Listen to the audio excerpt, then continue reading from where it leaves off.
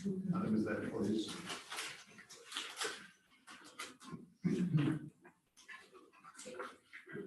Go for it, Joe.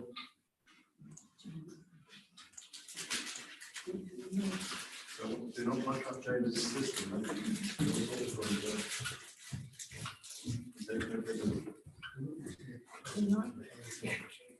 Okay, well, apologies for the delay in starting the technical hitch. Just welcome to the meeting of the Northamptonshire Peace, Fire and Crime Panel on Thursday, the 1st of December, already December. So, first item on the agenda is apologies for absence and notification substitutes. Through you, Chair, we have apologies for non-attendance from Councillor Strachan, with Councillor Carley substituting for him. Also, apologies for non-attendance from Councillor Zoe McGee and Councillor Lee, her substitute, and from Councillors Roberts and Pritchard. Councillor Jelly and Councillor Irwin substitutes were also not able to attend. So, helps record their apologies as well. Notification of question members of the public. None received. Declaration of interest. Do we have any declarations of interest? No, need to declare. Okay. Right. So, this item, Chair's announcements. First of all, it's being webcast, so asked to use your microphones. And we had said at the last meeting that we would have pre-meetings before these, but we had quite a lot of other meetings, performance workshop, budget workshop, convention, etc. So I considered that perhaps on this occasion that we leave it until the next meeting, but perhaps we could actually put it in the diary so we don't have to do it at the last minute.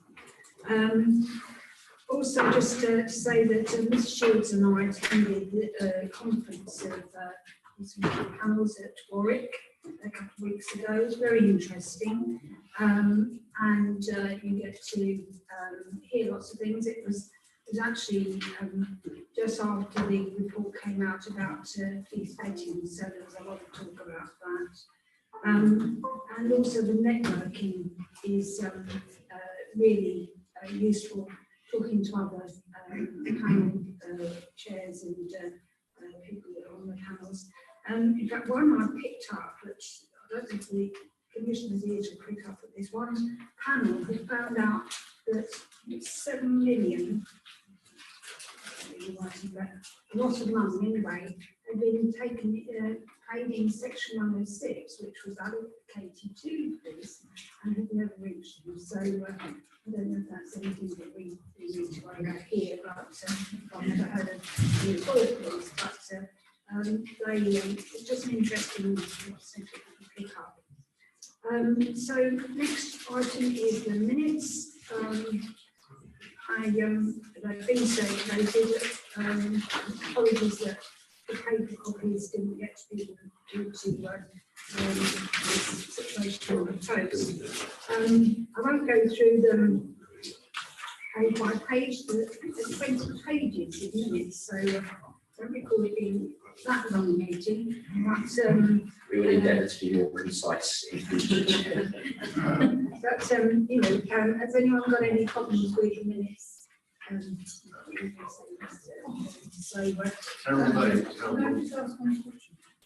Yes, obviously it was just at the beginning of that meeting, but there was. Can we add a line to that? Yes, if we could say that. It was the day. I managed to go elsewhere on that same day. It was just at that meeting that there was a problem with her health, and we send out condolences to pass on our condolences, and obviously now we have a king, and one who's that as well. It is already referenced in the minutes, Chair, because at the start of the meeting, the Commissioner remarked on the worrying news, so there is a reference in there. Okay. One item picked up, just wanted to check. that the chair would write to the Home Secretary regarding the delays in the external audits. I know we drafted, but at the time we didn't know who the policing minister was. Did that go on? Yes, it did, Chair. As soon as it was confirmed who the new policing minister was, the letter went off. We haven't had a response. Thank you very much. And there's another one. There's another action item.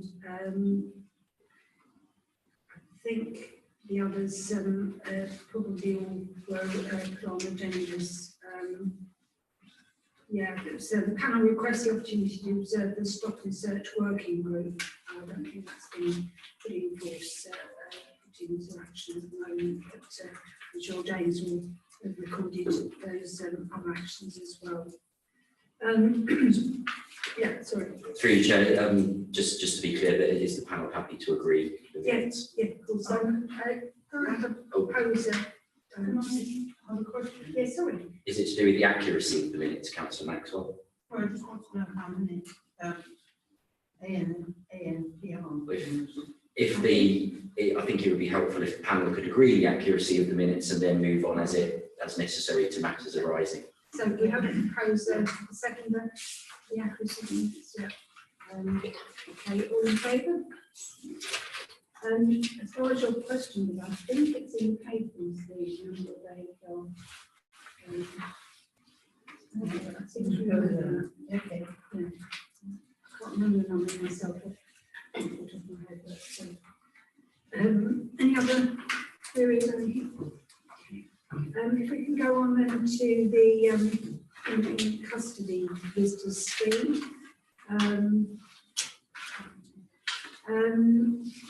The Commissioner would like to let us know about that, please. Good afternoon, everybody. Madam Chairman, today's report gives you a useful and comprehensive briefing on the delivery of our independent custody visitor scheme, which is a statutory duty for all police and crime commissioners. As panel members, you'll see from the report in front of you, our ICB volunteers play a very valuable and vital role in helping me to hold the Chief Constable to account, whilst also ensuring that we maintain high standards in our custody suite and provide mutual protection to detainees and the police, along with police, and reassurance to the community. I'm very proud of the work our ICBs deliver on my behalf, and this was reflected when our scheme attained a silver level in the National Quality Assurance Framework. Today's report sets out in detail the work of our ICBs and how issues are raised and dealt with. This is an area of work that deserves to be more widely recognised, and any member who wishes to shadow an ICB, we can arrange this so they can learn more, not only about the work, but the work of the custody suite as well. Madam Chairman, Northamptonshire's ICB scheme is recognised nationally as a model of good practice. I'm more than happy to take any questions you may have. Thank you. It was a very interesting report. Do you have any questions? Yeah, that's a nice one. I have two questions. How many children do we have in custody, or do we take children into custody? First question. You shouldn't be taking any children into custody, because actually I think the actual the age group is the young one, and you'll see from the stats is 18 to 34. I do know that actually the Northamptonshire Police have had some challenges with the local authorities in terms of not taking those applications seriously, but no children should go in custody. Well, I have to say that they did go into custody in Corby, but I'm not sure how many there were there. Sorry, when you say in Corby, Corby Police Station. Corby Police Station has been shut for 5 years. No, Oh, okay, so it's not a recent thing. No. Oh, okay, sorry, okay. I was about to jump up and down there as well. So with children, do you actually, if they've actually committed a crime, quite a serious crime, do you then take them somewhere in the county? Also, I don't take them anywhere. No. Just but Northamptonshire Police have some very close agreements with the local authorities, and it's managed between them. I know there has been some frustration on behalf of Northamptonshire Police. I know HMICFRS had commented on it and asked that they were more robust in their partnership work, and I believe that work is bearing fruition, and it's one we continue to monitor. Thank you. Mr. Shields.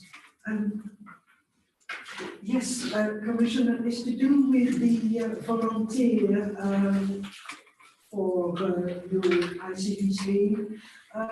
You stated there is 24 in total, of which 14 recently recruited. On average, what is the tenure of those volunteers? Are they on-holding years? Thank you. As volunteers, they're obviously, I don't mean to say they're volunteers, so in other words, in their change of circumstances, they've option. We've been quite blessed in this county that we've had some people that stay with us for quite a long time. There isn't a term in it, but it's probably the basis for your question. But such was the great work that Alexa did in recruitment. We don't need 24 is probably more than what we need, but such was the quality in the people that applied. We decided to take slightly more on board than we would. At the end of the day, it was quite a tough time, particularly during kind of COVID. But actually, they do a fantastic job. I think next week or the week after, I'm actually going to thank them personally. So we do try and make a fuss out of them because they obviously give their time very valuable. They're very valuable time freely. But no, there is no term limit, so it's normal. And in many respects, the longer they can stay with us, the better. And we come up with a scheme to make sure that those, if you like, the mentoring to make sure they kind of know what to look for, what's on. Because actually the quality of it is really quite critical.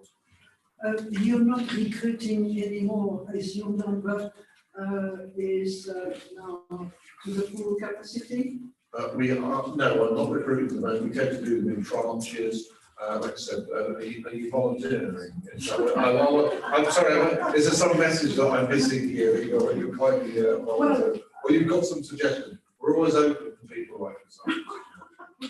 But no, we are, and hopefully we won't be recruiting anytime soon because the ones we've just recruited will be staying for a while. Okay, thank you very much. Ms. Woodhouse, I think you had a question. I did. Thank you, Chair. For me, it's more of a comment. It's really good. It's way up there. You probably should play too close to it, is all I'm thinking. For me, it's more of a comment to say thank you so much for providing that report. It's good to see that detainees are being consulted with, that are being detained in the community, consulted with across Northamptonshire. I also wanted to ask a question. There seems to be a dip in terms of visit periods and things like that. Is it around volunteering? And I guess the way people give their time, are you in need of more resources for that? As I mentioned, we have just recruited a new batch. That's probably the wrong term. I'm not going to bend anyone on that. So actually, the pool of talent that we had was diminished. So I would expect it to go back up now that we have a larger cohort. Yes. But thank you for the recognition of it, because it's very easy for people to kind of go, and actually just kind of goes back to we've been discussing confidence in policing, that all in terms of legitimacy. And actually one of the reasons that policing in the United Kingdom is held up as a beacon of it is exactly schemes like this that bring confidence. Because I have had people, would you kill people in custody? Actually, it's because of that trust and confidence. And as you see from some of the questions that we actually answer, and making sure some of those minimum standards are being there in terms of, you've got vulnerability, those sort of things that are being identified. There is always that point about where you shine, focus and light, make sure in terms of drive the best man. Thank you for recognising that. Thank you. And Councillor Maxwell.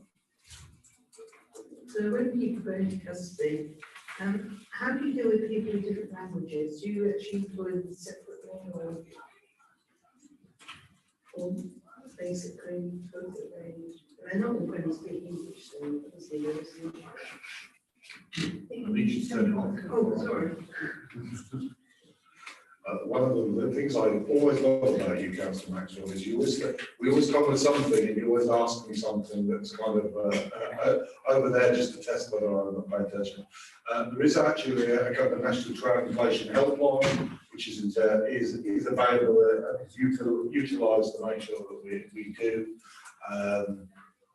Yes, and we also, as we've been talking this morning, we also looked at what we can do to recruit outside of English-speaking communities to also make sure that we actually have got more diversity in things. And wherever possible, we obviously prefer face-to-face translation, but there is a translation service for exactly that reason, to make sure that we can help and support people. Thank you. Thank you very much. I just to comment, there's lots of volunteers out in the community that, sometimes unseen and, really do fantastic work. People willing to give up their time, and this is obviously one example. Thank you, Madam Chair. Can I just add to that? As council, it might be, particularly as we try and, encourage volunteering across the county. I know I would be supportive myself, but actually between us and council, it's almost like there ought to be a kind of a celebration of volunteers and or some sort of awards or recognition or something to make sure that we do that. I know we endeavour to do that in terms of support, but I actually wonder sometimes, like if I just had an ICV awards, now I bet you we're having lunch from in a week or two's time. But actually something like that would be a very good idea. I went to the recent police awards and we've got some awards. You've got people that have been volunteering as specials for over 20 years.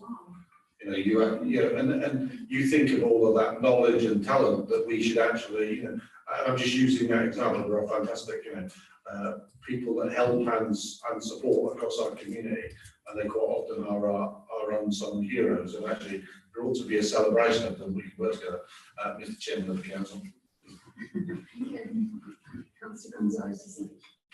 Thank you, Madam Chairman. And I think perhaps to pick up on that point that the Commissioner just pointed out, we do have some excellent volunteers right across the county, both north and west. And I'd be very happy to look at those individuals if you'd like to make contact with my office, as we have a nomination process for some county-wide awards that will be met and launched in January. So if you'd like to put some names for them, very happy to consider those with a panel as well. Thank you. Look at that, we've done it already. Yes, and I'm sure that's something perhaps the councils might look at as a general awards for their particular area as well. Moving on then to the police fire and crime. Sorry, through you, Chair. Is that just a case of noting that report? There's no more specific action coming out of that. I don't think we had any actions coming out. I think it's just perhaps to say we commend the work of the volunteers and thank you, the Commissioner, for bringing this report to us. I thought if I might be that your specific thanks to them would be very much appreciated. Just not just commending, but particularly thank on behalf would be very much appreciated. Yeah. Form of words, James, I'm sure you'll come up with. We'll go on to the police fire crime plan delivery update. Commissioner, to you. Madam Chairman, thank you. Today's report provides panel members with a comprehensive update on the delivery of the police, fire and crime plan. As ever, it reflects the wide breadth of work of the NBFCC and reflects how the work of my office is being translated into tangible improvements across communities in our county. I'm sure members of this panel will have been as alarmed as I was following the recent publication of the HMIC FRS report inspecting on vetting, misconduct and misogyny in the police service. The report highlights that while I'm sure there have been improvements in police culture over the years, there is still much work to do. We've not shied away from that in Northamptonshire. In the last two years, the Chief Constable and I have been invested additional resources into Northamptonshire Police Vetting Unit, including in the last 2 financial years, two additional staff members and a new software system that enhances the entire end-to-end vetting process. The force is identified, dealt with, and in some cases dismissed staff over recent times that have displayed unwarranted and inappropriate behaviours. This is absolutely right, and I'm pleased that in a number of cases, the reporting of these staff was started internally. A reassuring sign that there is a cultural change and an appropriate culture in Northamptonshire Police. But returning specifically to the report I mentioned earlier, there is a requirement on me to respond to HMICFRS inspection reports within 56 days of their publication. I would stress that this report is not about Northamptonshire Police, but a thematic inspection. I shall of course be responding to this, but as part of me allowing me to do so, I have already asked the Chief Constable for paper at my next accountability board meeting, outlining his acceptance of the recommendations contained within the report and his immediate plan for dealing with them, in order to further mitigate these issues, risks and challenges and address such behaviours. I am already aware that the force has already written off a senior officer at Chief Inspector level and a small team to address both these issues in the report and those of the recent released Lord Casey report. Most of the recommendations in the HMICFRS report relate to Chief Constables and they're required to implement by the end of April 23. I'll be happy to bring a fuller update to the panel after this time to reassure them on this matter. Looking ahead, as you'll see from the report, we're reviewing all the buildings in the joint Northamptonshire Police and Fire and Rescue Estate to ensure they're affordable, meet organisational and operational needs, and provide best value in the current economic climate. This review will see us review all our options from where we are and how we build a new joint workshop, how we repurpose what we currently have, building a new building on our own estate, or buying a ready-made workshop option if available and at the correct price. Running alongside this, our current estates review department will now move on to the next stage, and a fully joint working and relevant staff structure will be consulted on. A full review into all areas of our maintenance provision will also be undertaken to ensure they are utilising the best options in all areas as we approach a dramatic change within the industry with the approach of electronic vehicles and future technologies. Whilst I'm under no illusion that in the near future we will be facing challenging and testing economic times, as this report demonstrates, we continue to deliver innovative, creative projects to make a positive impact on communities across Northamptonshire. I'm happy to take any questions you might have. Thank you very much.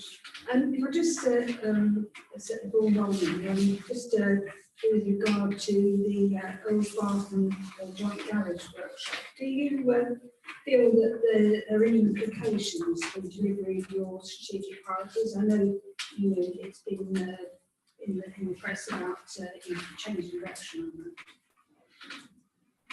on that. No, there was a delay. I mean, when we come to the finance bill, the current economic climate and inflation has an impact beyond just also police and fire pay.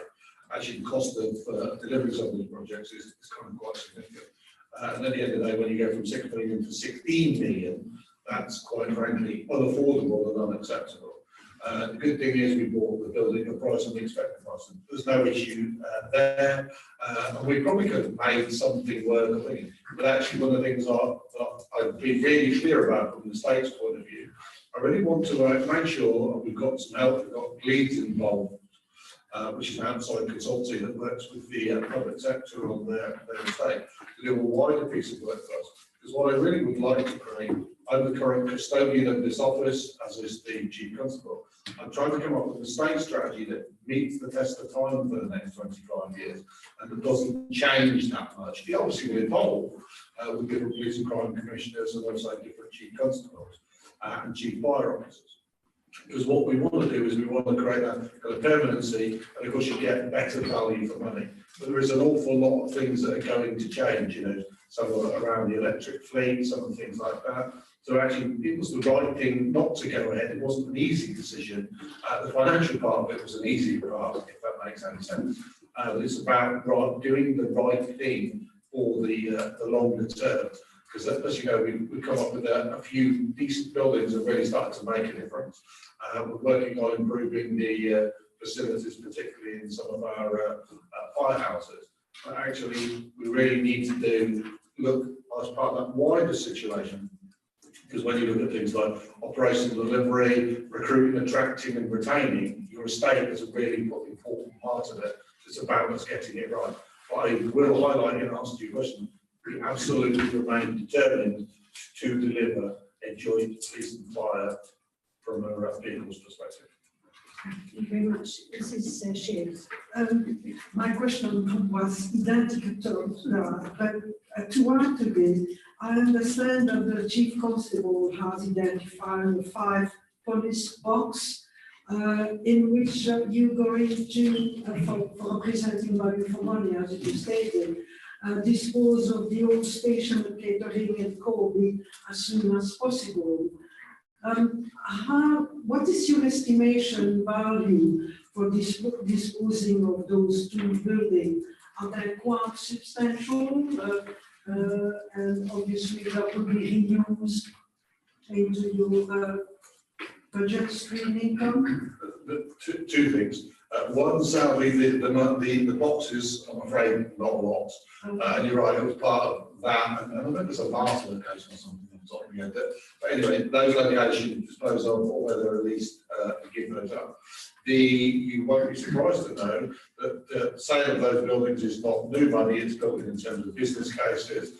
If anything, there's some slight pressure on the money we're likely to get from them, but we have a plan to address it. There are some bits, there are some stuff in play, but I hope that we realise that the revenue from that in this financial year, don't we, Mrs. King? We do, yes. The money will come in when we do get the cash, when we do sell them and we do get the cash. It will come in as capital receipts and offset the expenditure on the capital programme. So we've taken some prudent assessments on those. But as to the values, they're still under discussion and negotiation at a particular point in time. Obviously that would be with the successful seller. We would to get the most. Thank you. Thank you. What we would expect the combined two to be some form of separate, you know, the over really quick. So it's substantial. Well, money's money. Oh, we know. We want it in our bank. Councillor Brown. Thank you, Chairman. When it comes to the sale of parts of the estate, is there scope for working with local authorities who want public estates to examine the possibility of using those sites for social housing and other projects that may be for public pattern rather than purely market-driven sales? Absolutely. Part of the things that I've commissioned leads for is obviously there is the disposal. We are in discussion. I use something like Toaster as an example in terms of the West as an option. You want the one in Kettering. And this has been some of the complication of it because, of course, years ago you had the courts and police. So, for instance, we've had to buy, they use Kettering example, the court actually has the heating pipes are in the court part of it. So actually there is some work that we're doing to make sure that we dispose of them in conjunction with one another, because that's been a particular challenge, particularly in the Kettering one. Less of an issue in Corby, but we've actually, again, you do have this bit there kind of in the dual side. We are open and we should look at any support you can give us to make sure as part of one estate that we look at things together. One of the things I want to see in the long run is I want to see a new police and fire control room when they're brought together. That also opens up the real possibility, because I know a great frustration from many members of the public is they might bring up one thing. So a noisy neighbour is not actually a violent neighbour is a police issue. A noisy neighbour is not a police issue. So actually, is there the opportunity to connect and join some of those things? Anything you could do to help support them in terms of working better together? I know those conversations go on, but if we lean on from top, I'd be very much appreciated, because then we can all deliver better value for money, but also better services for people in Northamptonshire. Thank you. Councillor Brown. Thank you, Chair. Sorry. Sorry to come back to the nighttime safety. I had the privilege on Friday evening, along with our leader of West Northamptonshire, chair of licensing, to go around the town, and we went to see the snow van, etc., etc. And of course, saw the Northampton Gardening. I just wonder, it might be rather good for you, Steve, to just tell everybody the great work they do. I was very impressed. I wasn't looking forward to the evening out in town, which is unusual for me, but I thoroughly enjoyed it, and I have to say I look forward to the next one. So yeah, I think members will bring benefits into learning more about governance. Thank you. So as you know, we commissioned the snow van last year. Seems like a lifetime ago now. But actually, it's only just coming up to 12 months. It's been a fantastic partnership with the Northampton Guardian. It's not always easy on both sides as you do something new and learning what that looks like. They now form themselves into a charity. You're right, David, thank you for joining us when we presented them with awards for their time. You know, we talk about volunteer. They volunteered some 5,000 hours over the last 12 months. You know, they've helped over 1,000 people in the nighttime economy, risking into, people are safer as a consequence of their volunteering. So, as many of you know, because we talked about it before, the Safer Nights Out bus, can provide a safe haven. And you're right, I was out myself, not specifically with the snow van the week before. I was actually out on kayak, and some of you were attending the briefing this morning. Chief mentioned it. Kayak is deliberately targeting the individuals who are sexual predators or which harm to women in the nighttime economy. And it is quite shocking. But what was really gratifying as a consequence of things like the snow van, also the work we're doing in terms of our savvy, so the training we've done with the pubs and clubs in conjunction with Rain Crisis, really starting to make a difference. I mean, I was going past, I'll have to be careful with my language because this is being recorded, but I'll try and give you a flavour of it. We were going down Bridge Street, and some gentleman was remonstrating for the fact that they'd been ejected from one of the establishments down there. And he'd actually been out with his girlfriend, and he was upset that he'd been ejected. And so on talking to them, and bear in mind some of the training that we've done, we were informed that the problem wasn't that night, it had been the night before, when him and a number of men had got a woman into a corner and tried to be inappropriate with her.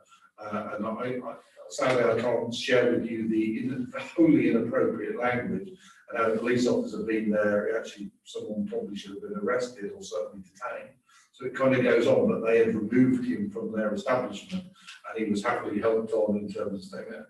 But actually seeing firsthand the kind of vulnerability. But going back to the Guardians, we're working with them. We have now purchased a Safer Nights Out van for the north of the county, for the Kettering economy. I can't tell you, actually, you wouldn't think it, but actually acquiring the vehicle is darn hard work right now, because it seems everyone wants to buy, whether it's a consequence of COVID or whatever, I have no idea, but everyone wants to buy a camper van, and trying to get your hands on them has been quite challenging.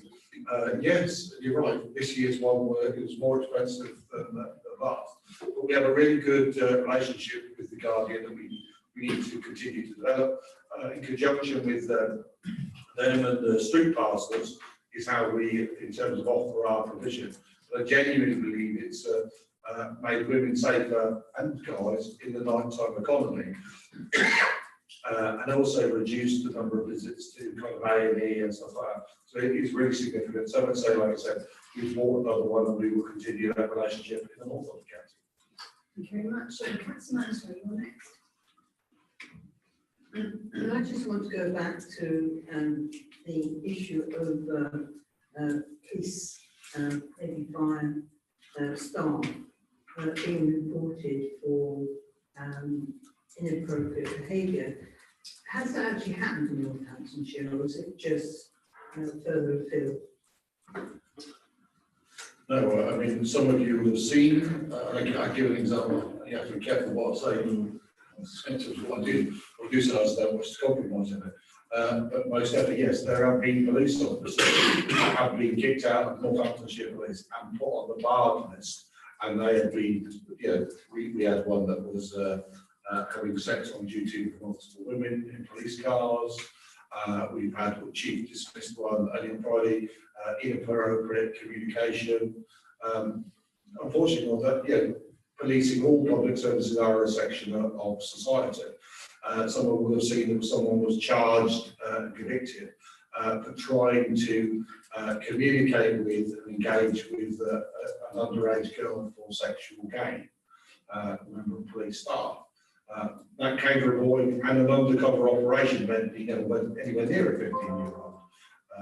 But that's what he thought he was being. Sadly, met not a police officer waiting for him.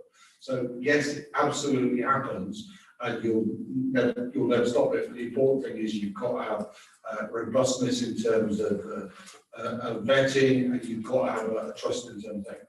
One of the things we've also launched, and probably this is the appropriate time to talk about it, as part of my approach, some of you remember, we've committed, is it Ipsos or is it Molly? It's Ipsos, yeah. They always call them Ipsos Molly, they're jacked in, but lots of one, they're now just Ipsos, where we just started a piece of work which is talking across the whole of vulnerability, and I should probably come to the flare app in a minute, which is the card that I left on your desk. So we've actually commissioned that across the whole to get a sense of what women do or don't want. But we've also got something, I'll probably let Nikki talk to it, but we're also doing with our own staff with Ipsos at the same time. Probably. Yeah, so there are actually two parts to the work. We have got a community survey and focus groups going on, and the purpose of that is actually, it's not just focusing on women's perceptions of safety. We've very deliberately framed all of the community work around general perceptions of safety, because what we actually want to ascertain is whether or not women feel more or less safe in the local community to men of the same or different demographic groups. In terms of the piece of work we're doing with staff, we are actually putting out staff survey to all three organisations, same questions to all three organisations, very much focusing on people's perceptions of their workplace, their working environment, the way in which they feel they have been treated by colleagues, whether or not they feel in any way they've been disadvantaged, and if they do feel that, for what reasons. It's actually coming out very much as an independent survey.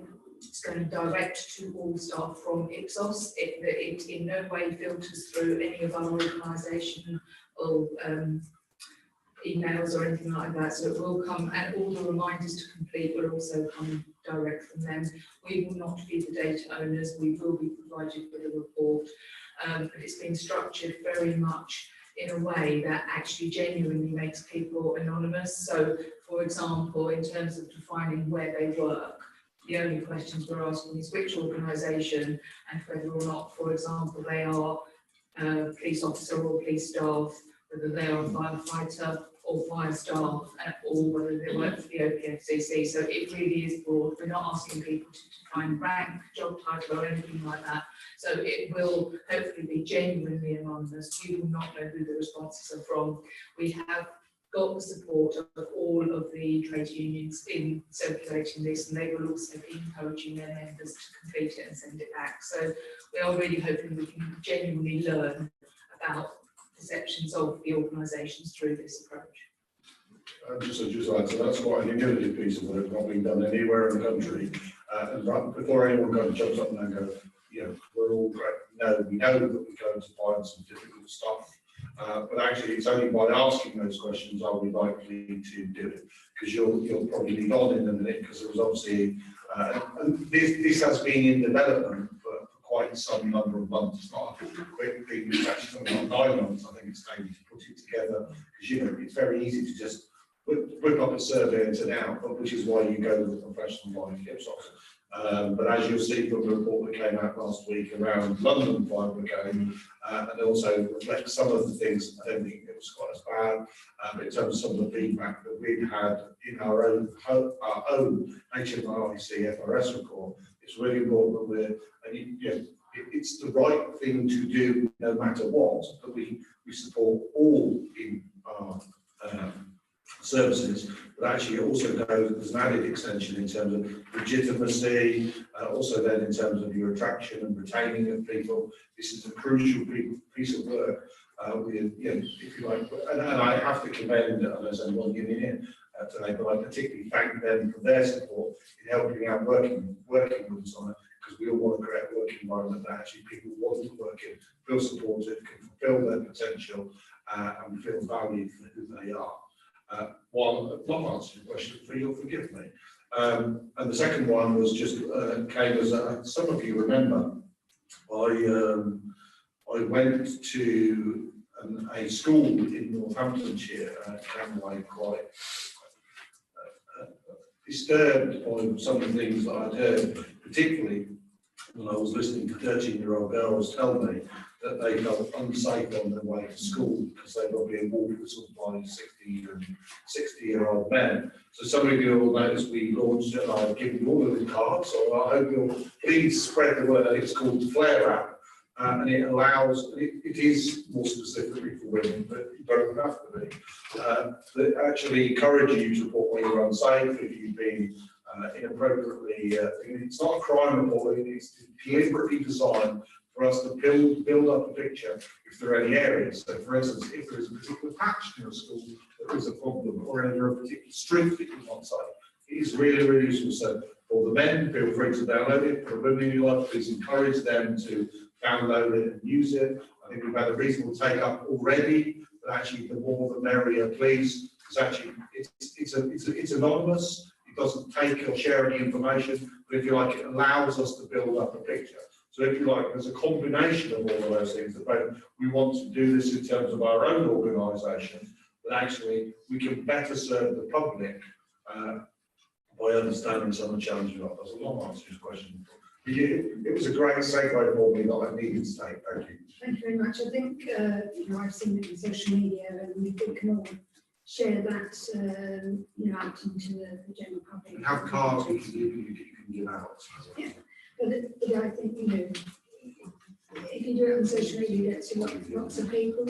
And it's also good to hear that we've been robust in the, having had these reports come out, it really erodes the trust of the public if they don't feel confident about their forces. So thank you very much for I think we've got another question. I've just got just a quick one really. Just going back to the police and fire.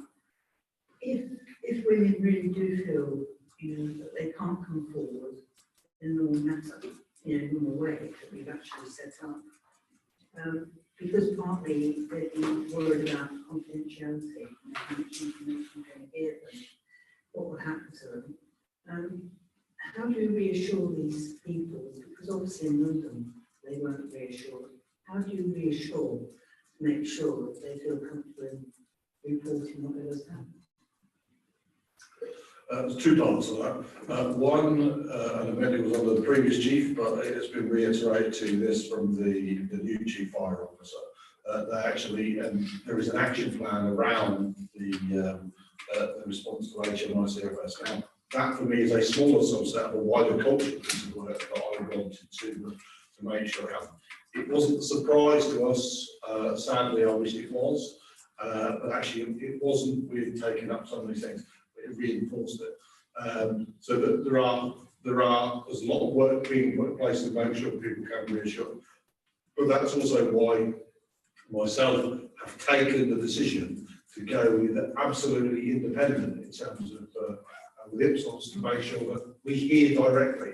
That means there's no filter, it's coming completely from an independent. Now, I suspect it will tell us some things that might not make comfortable reading, but we need to hear them, because only then can we do something about it. So I thank Nikki for working also for committee for kind of putting it together. Thank you very much. Councillor Gonzalez.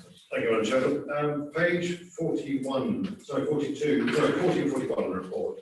In terms of the estate strategy, was seabed a transformational project or review for the estate plans are very much central to all authorities and all public estates. It is really key that we also bear in mind that the community hubs that both fire and police have within their areas and localities are very much trusted and used, as we know, for meeting points and certainly for localisation of whatever those issues are in community police and the fire deal with. A lot of that is prevention and community messaging.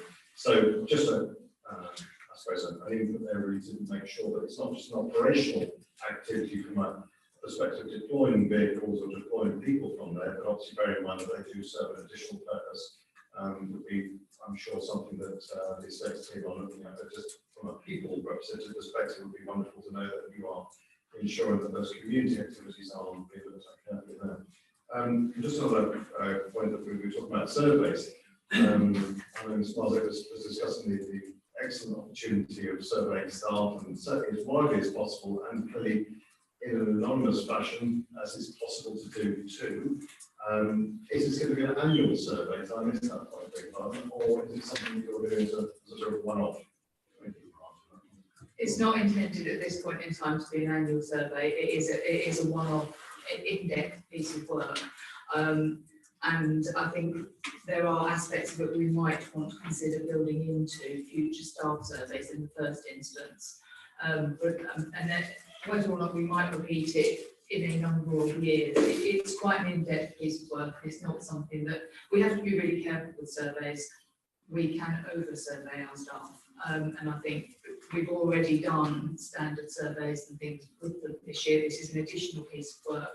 And for now, I think we'll just leave it as a one. Can I just pick up a point on that, if I may?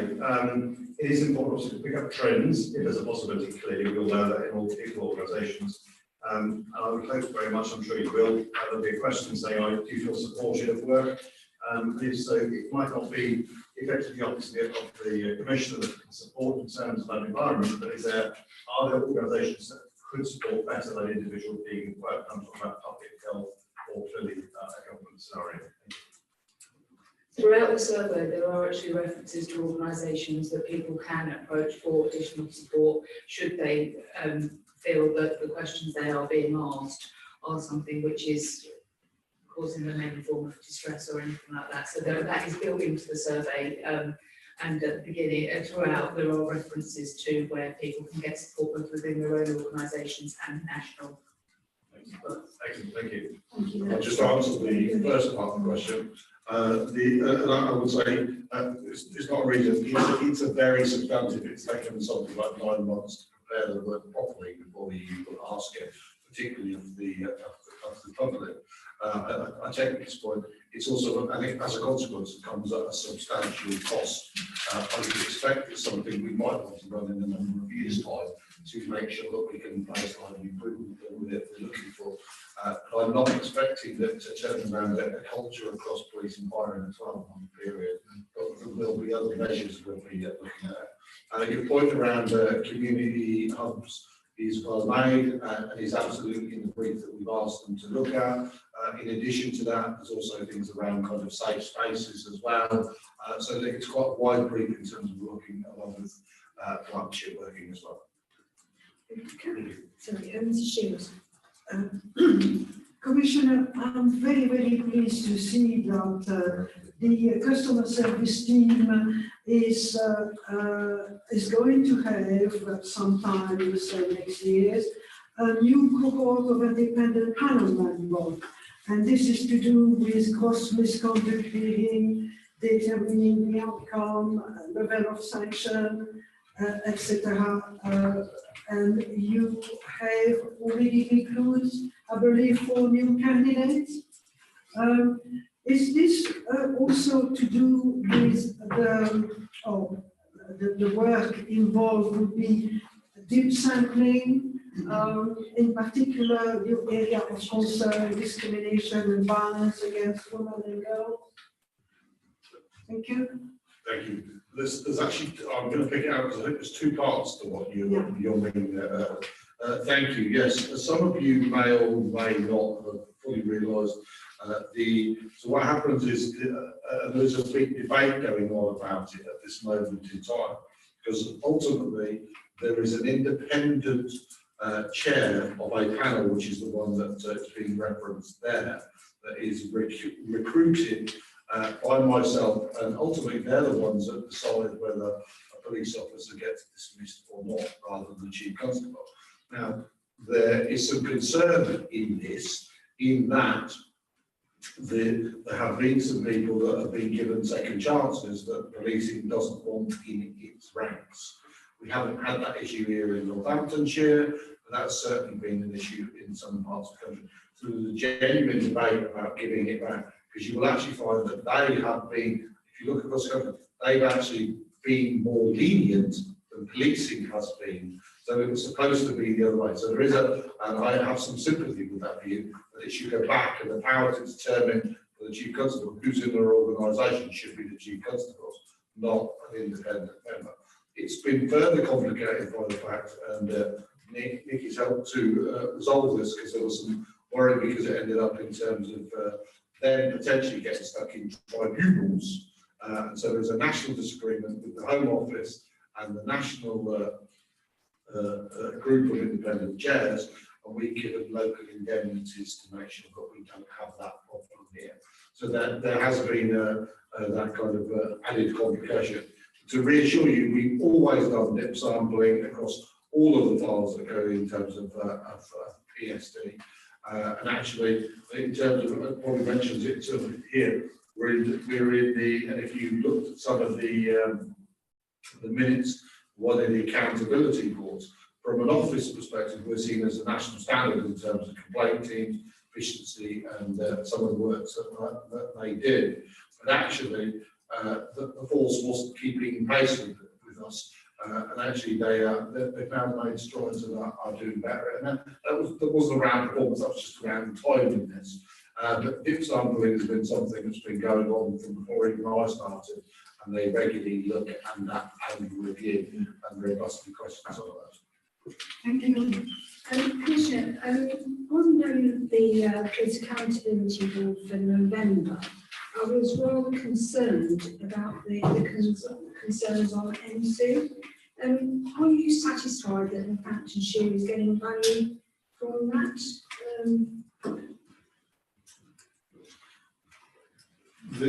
You'll notice it was in some specific areas related to forensic science and in terms of DNA. It's probably worth, we haven't had an MSU briefing for some time, so I'll probably I'll have that because it's not something we've had on this.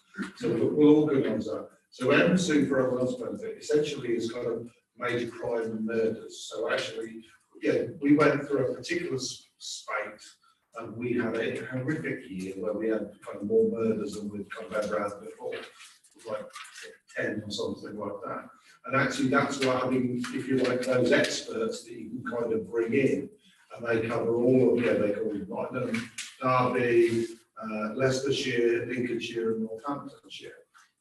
We continually look at whether we kind of get value for money. Broadly, I do believe we get value for money.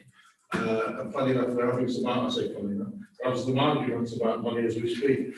I'm currently the chair of the regional bit, and we managed to broker a deal because they wanted, shows you how the fun of funding form was an exciting meeting.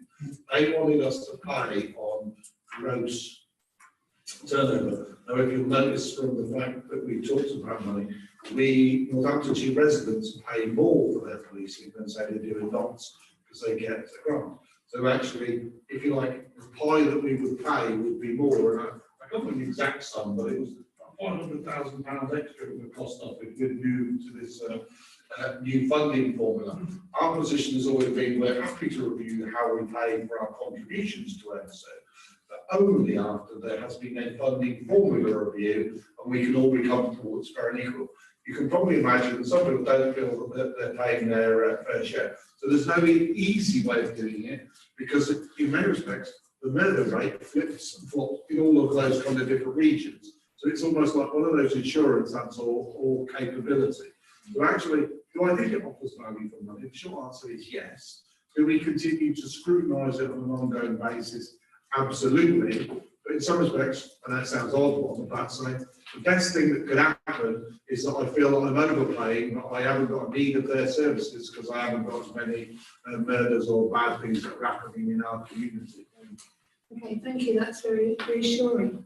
One point I wanted to make is about there was a road safety education, page 34, and I was really pleased to see about the marking trainers, because I think if you get in early education, then it's going to have a knock-on effect in later years, and I know it sometimes is a lesser talked about things that, you know, things crime and, you know, burglary, violent crime, etc.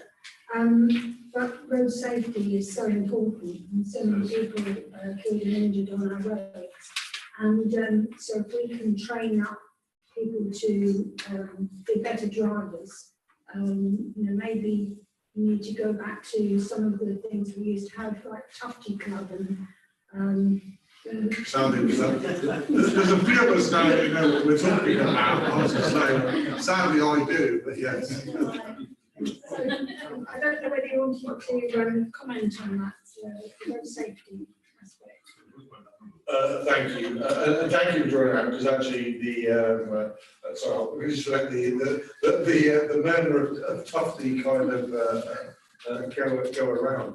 Can I also advise you not to be nostalgic and go and look it up on YouTube, as I recently did, and there are some people who plagiarise these fantastic things for their own ends. So please, you probably can do that now. I shouldn't say so.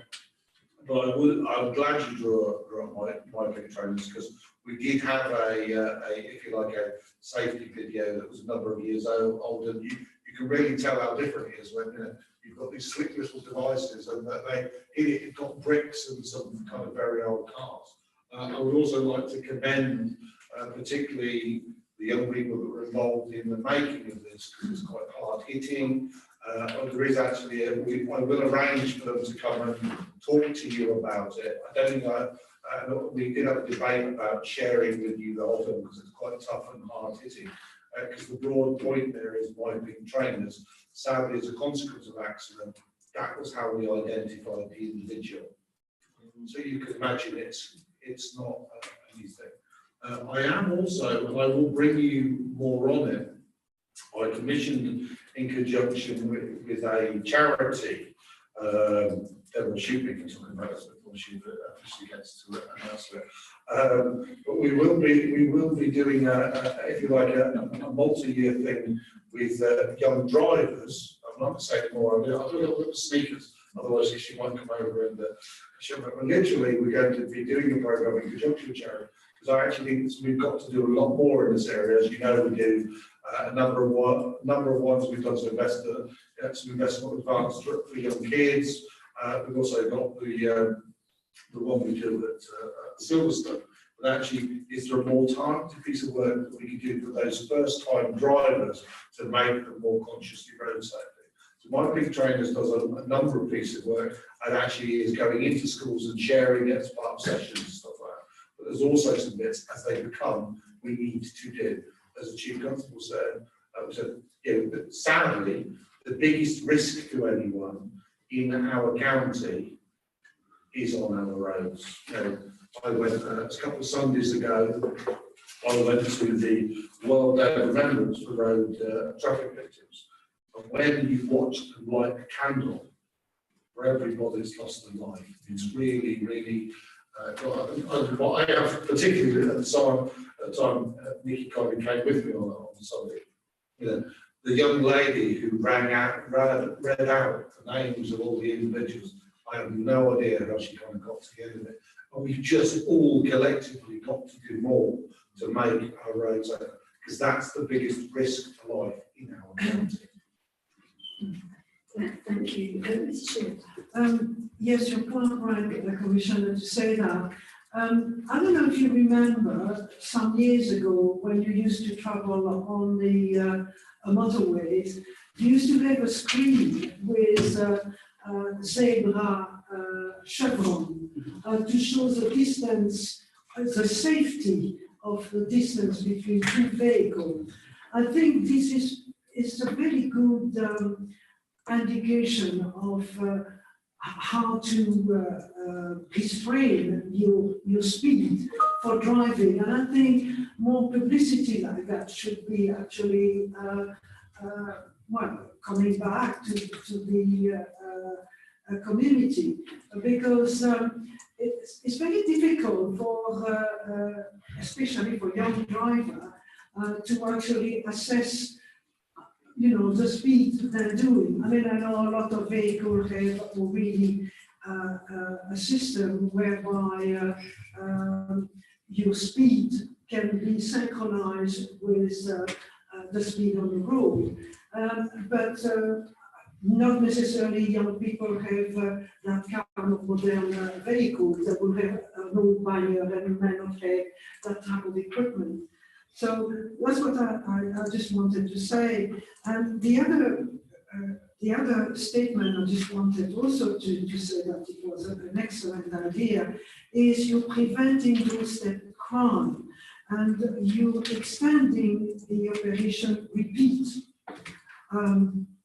which of course you have 200 trusted health and social care workers.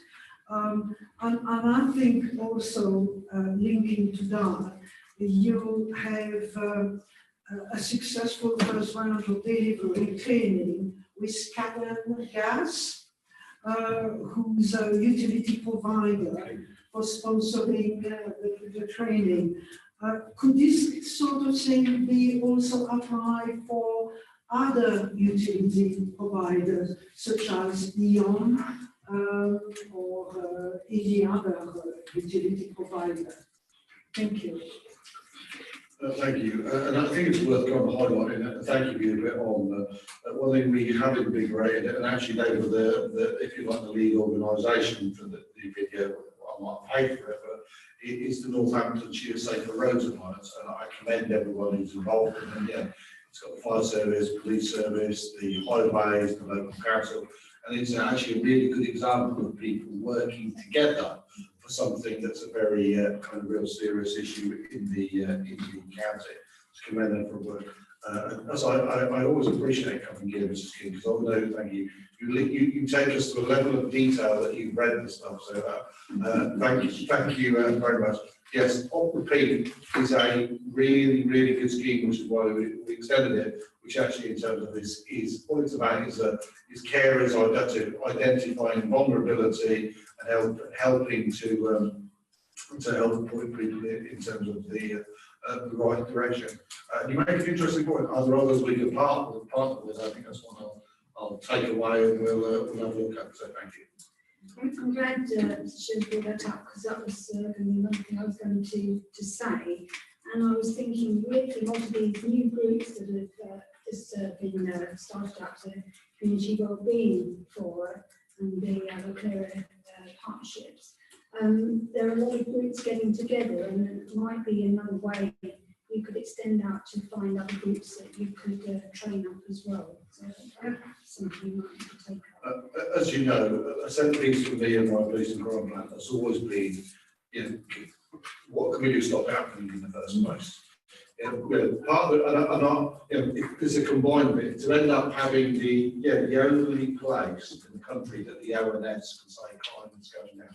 The only county in the country that the ONS says crime is going down is as a consequence of working together to stop, obviously in policing bit, but actually in the work that we're doing to stop it from happening in the first place.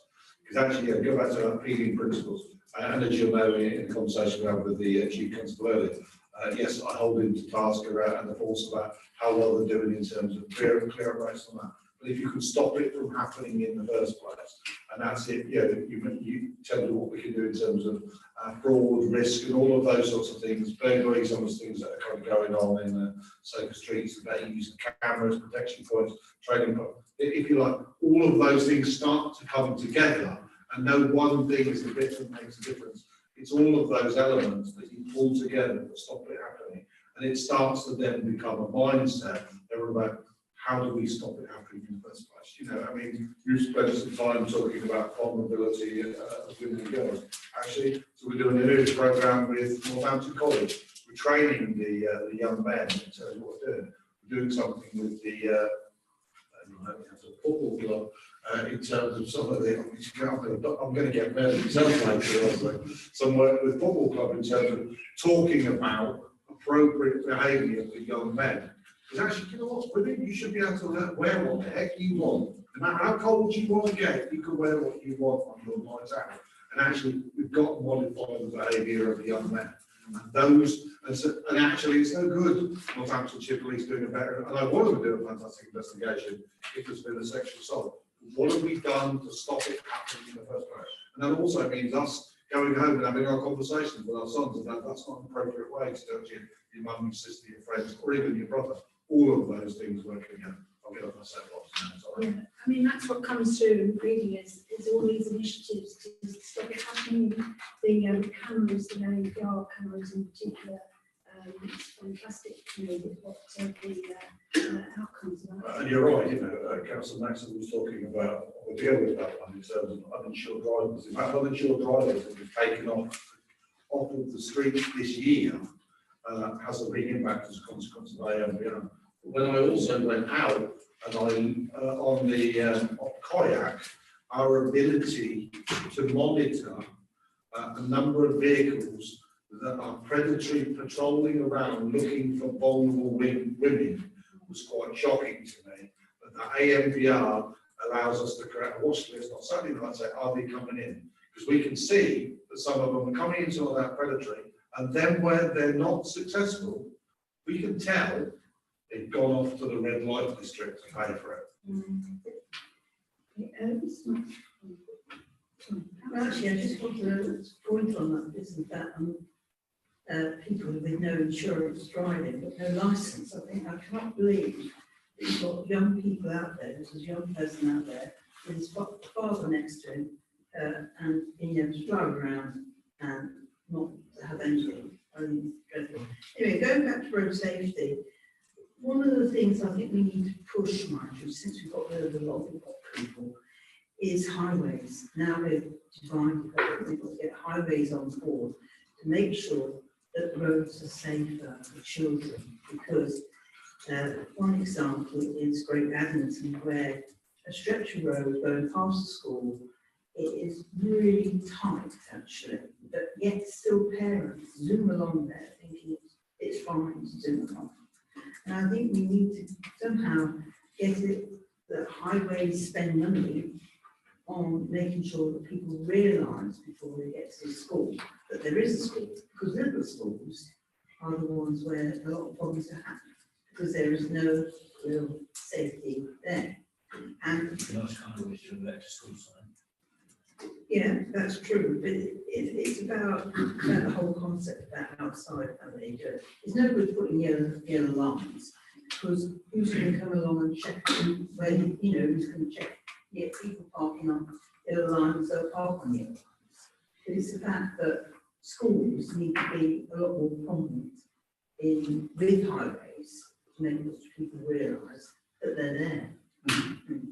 So I'd like to see that a message somehow gets out that working together with highways is that they will put this forward next year, because I don't think at the moment, I think there's been a gap in doing this. Steve, if we would like, can I add something to it? Because it might, sorry, Chair, just thought it might help. I mean, I'm having a similar problem, but the best solution I've found is to get some highways out. There's a nice gentleman by the name of Keith Millard, who is excellent at giving suggestions for things, working with the appropriate school governors of the school and the teachers and the local police to look at what the problems are and what the solutions are, because every school is different in regards to the environment that it's in.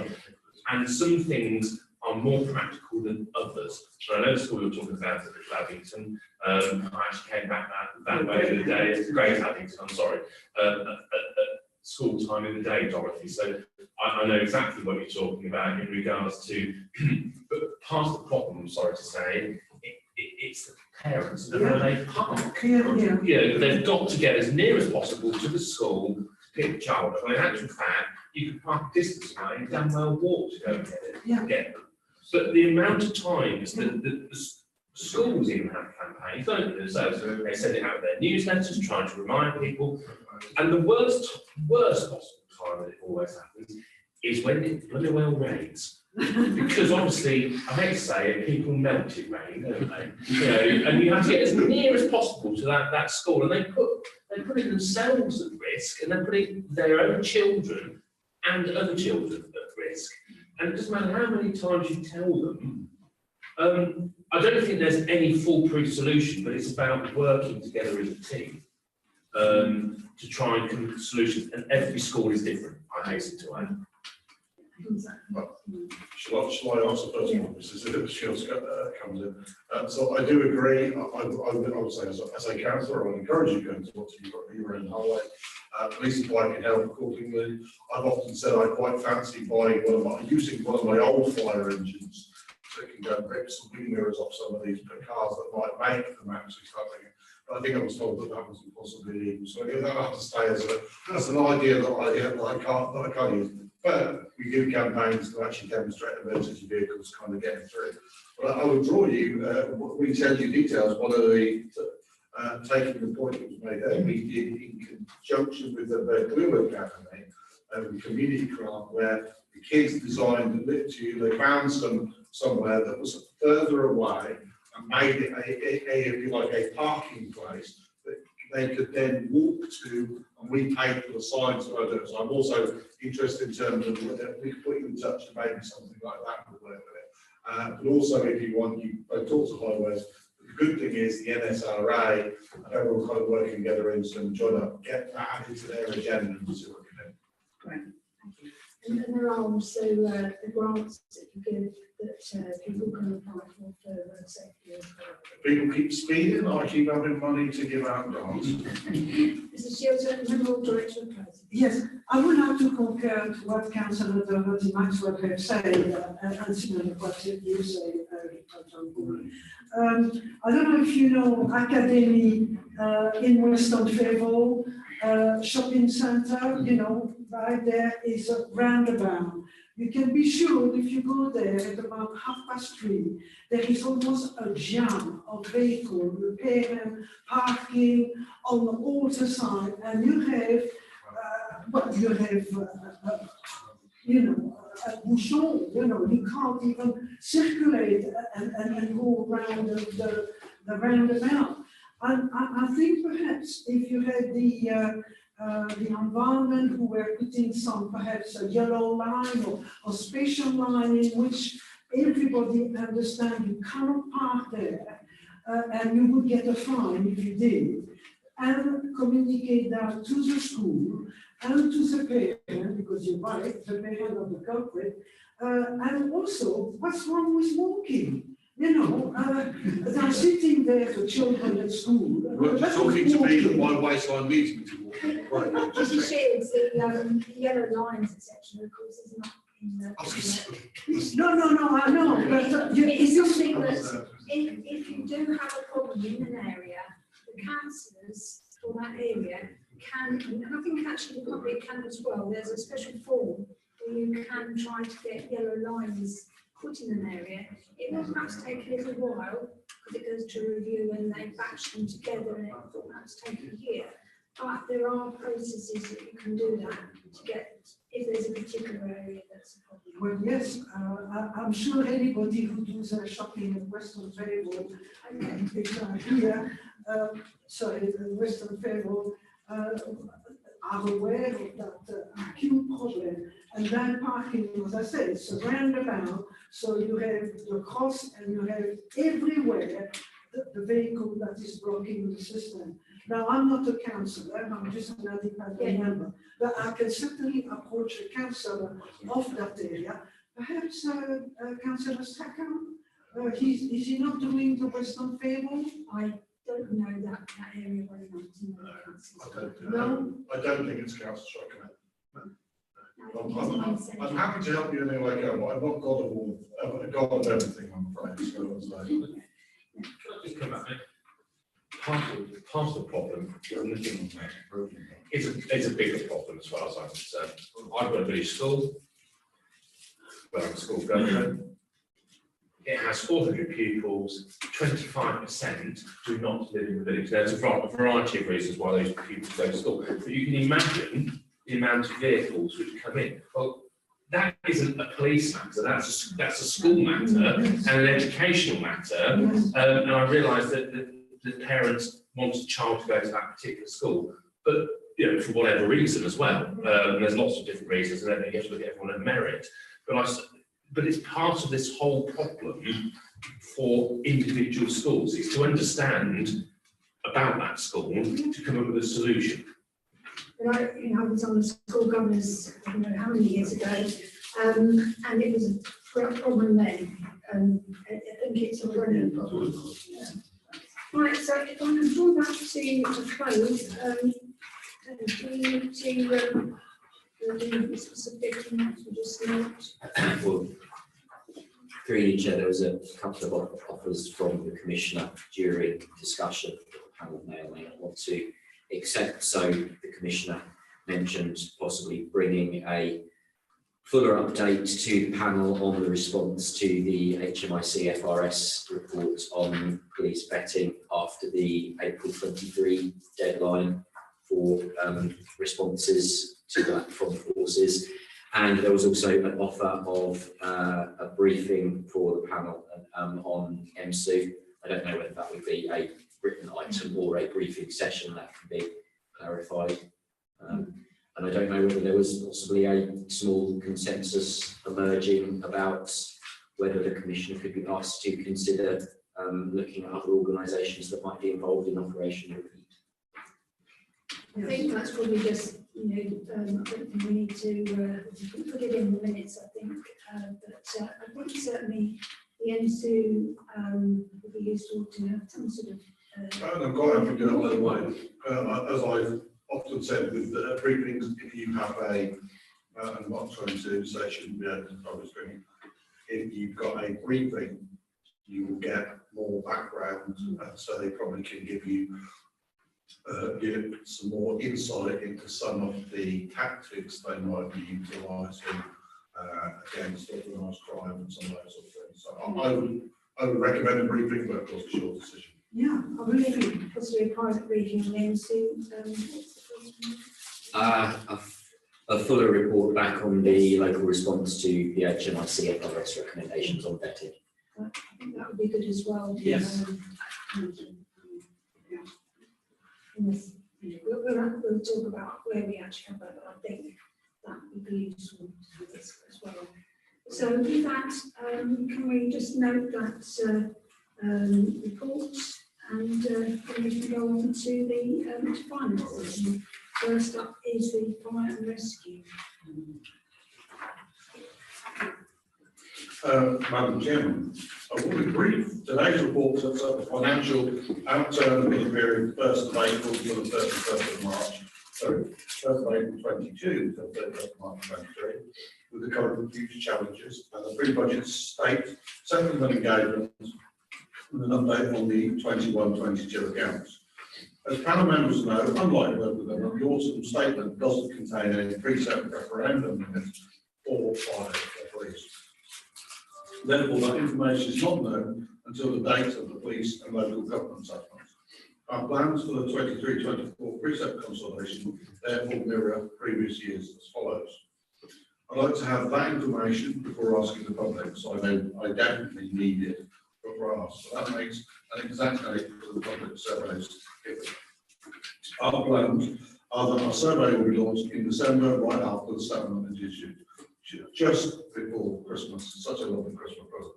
The exact date of the settlement is currently unknown. I hope it will be just before the house rises on the 21st of the 12th and will run until mid-January. So, Madam Chairman, as you'll see from the report, the future financial issues facing the Fire and Rescue Authority present us with formidable challenges as we prepare our budgets for next year. The briefing for panel members will be held early next year and will set out in further detail the work we're undertaking, and I hope as many of you as possible, like last year, will be able to attend this important briefing as we enter uncertain financial times. As ever, Ellen King will be here to help to answer any questions you might have. Thank you very much. And I think it's always been, I find such a difficult, to leave that settlement to usually the day before the house rises at Christmas. I think in general it's very unhelpful. Mr. Shears. Now, we are all aware about the inflation and the consequence of it that may be on the precept. Having said that, I'm looking into your 22 autumn statement that said it did not include any detail on the precept, but you thought the planning assumption is that the referendum will be the same as for local authority 2.99. But the government have just said that the local authority can now increase it to 5% without having a referendum. Would that be something that you will be seeking? Thank you. You did say you were going to. Sorry. If you noticed last year, we got the permission to go for £5, which was over the 5%. We haven't yet had confirmation, but Mrs. King is having some constructive conversations, which I shall let her share with you about that. Thank you. I'll come to that in a moment, Commissioner. Unfortunately, we can't go to 5% because there's 2% that's specifically for social care in the local authority settlements. So fire and police, unfortunately, well, they don't have those responsibilities, so they couldn't levy that precept. So the 2.99, if that was it, would be the maximum we could charge on that element. But as the Commissioner said, we have been in conversation with the Home Office, as have a lot of the other fire authorities, seeking the £5, which you'll be aware was granted to fire last year. We've had constructive conversations with the Home Office, but they don't make the rule. They're very clear on telling us, unfortunately, they don't make the rule. They are very supportive to give Northamptonshire and definitely those in the lower quartile and the fire authorities that ability, but they're very clear that that decision doesn't rest with them. So they are lobbying on our behalf as much as we've lobbied on our behalf. But so far, then, what we will have to work is on 299%. We're working on a range of scenarios, so we're working on a 299 and a £5 okay. scenario. Both of them. Yeah. Okay, thank you, Helen. But we're also to rightly or wrongly, thank you for Mrs. King, and thank you for hosting us at the Women's Forum last week. And the Diverse Communities Forum. And sorry, yes, I apologise, yes, that was Communities Forum. I've got a bit of nut cut. I haven't quite finished. I should have been eating my natural bar that I hadn't finished. I thought you were about to chastise me because Mrs. King's mum had told her that she shouldn't go anywhere without taking gifts, so she took a box of heroes, which and I apologise for Pauline because Pauline was online, so she didn't it. But I use that as an example. That there's that and some other forums we've been discussing in advance to inform our consultation. But actually, one of the ones we've been doing is asking from a fire point of view, would you support £5 if we get that? And there seems to be broad support for that at this moment in time. So we're working on that basis, but we might not have that luxury. We'll have to wait and see. Although I have just found out that I've got the personal number of the minister of the one thing, so I should be giving him a call because I knew him from years ago. So. And also, thank you for having the workshop again this year. I had thought it was before Christmas and I chased it up, but I think last year we had perhaps two different ones, one explaining how it all works, and then another one a bit later. You're now more experienced, we just need to do So, but we're looking forward to that, and I think in our papers it actually asks us to agree that Yes. 17th of January, and so I'll be happy to do that. Yes. So, Councillor Maxwell.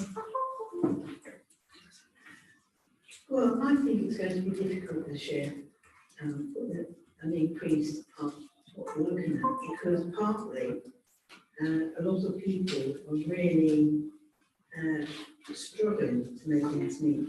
You know, with the cost of fuel going up, people are questioning how much will a fine be put up, and usually the police put the fine, because I think whilst they realise that this is from the villages, whilst they realise that in order to improve some aspects of the fire, equally, I think that other, the parish will put up their precepts, and NMC will put up theirs, and it all adds up, and it's just how far this year you can actually justify just how much you're going to ask.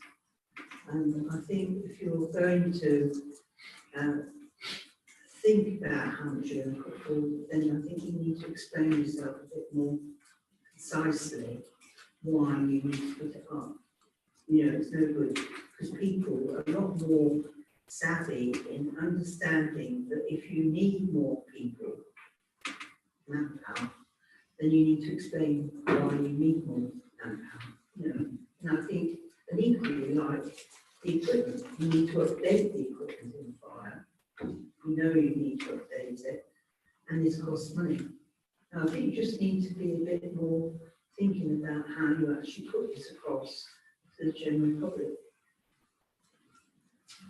Thank you, you make a good, really good point, raising, I'm always reminded of the fact that seems to be, this collection of something that I always get frustrated when I hear the term government money.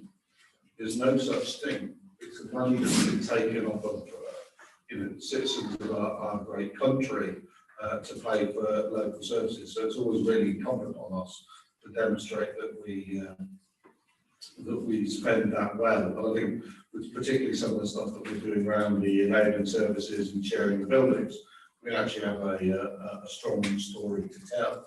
So much so I think the Home Office and some others are sending us up, sending people up to look at it because we say that we're doing it well. So that's not just me sitting here in front of you saying it. I would remind you that across police and fire we take 18% of the total tax take that we charge kind of local residents. I take that obligation very, very seriously. There's two really critical decisions as such PCC in front of you, Chief Constable, Chief Fire Officer, and your precept. Those are your big decisions you absolutely get right.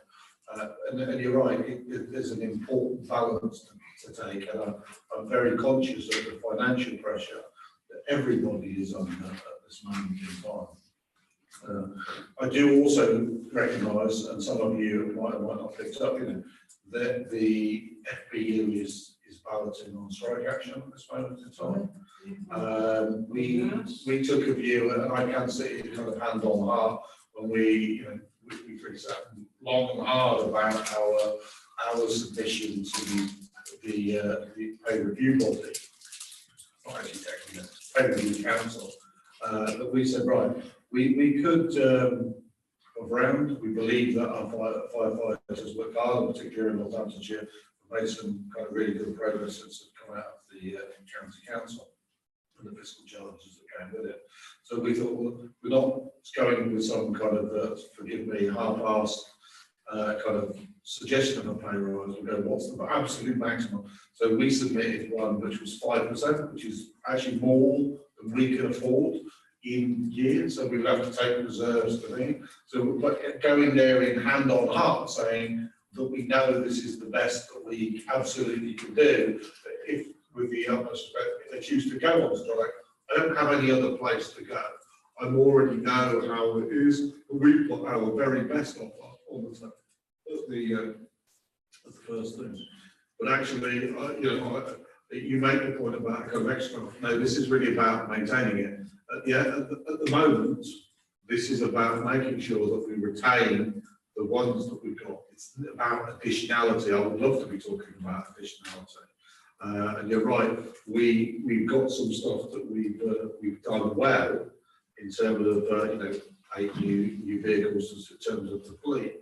And there's some more work we've definitely got to do in terms of transformation. But I don't want to scare anyone, but if we don't do some of it, we really got to consider shutting fire stations. In advance of that, I have some light reading. Started under the previous chief, completing on this one, the emergency cover review, to make sure that we've got all of our firefighters resourced, and what does it look like the chief was talking about? What does the next future look like? Is it always about bigger engines? Is there also the time to say, well, actually, do we need that station there? Could we consolidate stations? Could we actually work differently? Should it, instead of, in the simplest way to put it, instead of big engines always being the response, would we be better? I mean, Darren, we looked at the emergency side show, some smaller ones that could go in terms of, so that they could actually be out in communities and then doing additional things which might generate additional income, but increase in terms of bike. So there's a lot of things that we're continuing to look at, and probably this problem comes at the worst time for us, as we have just, if you like, fixed the hole in the ship, in the hole, ready to kind of save it somewhere, and now we've got some. I suppose one could argue, well, it could have been even worse if it was 3 years ago, but actually our opportunity to get. So that will be part of the difficult decision, and that will be part of the submission I shall be bringing to you. You can come to the briefing, we'll share those conversations, and then I shall formally be bringing you in May, after I've listened to what the public are telling me, and representations from the relevant organisations. February, I don't know. January for the meeting in February, what did I say? May, okay. Sorry, I was like, yeah, you have to wait a while, yeah, sorry, February. Given the fact that previously when the ambulance service went on strike, the fire brigade actually stepped in to help out on some aspects of taking passengers. No. So it's an ambulance that's on strike. The ambulance service is going on strike. Yes. But it wasn't previously, sorry. They have been on strike before. Anyway. I think, sorry, the chair, I think we need to divide that, because obviously it's not a commissioner's matter in terms of the ambulance service area. No, what I was going to say How was the is the impact fire strike? of the fire service having to back up the ambulance services. I thought it was also going to be sort of what contingency would there be if there was strike action? There's two parts of that. The ballot hasn't occurred yet. We have to see it. But also there we need to know from the FBU what kind of strikes they're going to operate. So if it's an all out, and they're going to be on, a bit like the Royal Mayor's doing, we're not doing these days. That's one thing. If it's another one that says actually we're going to just not do it between 2 and 3 o'clock in the afternoon, that elicits a different response.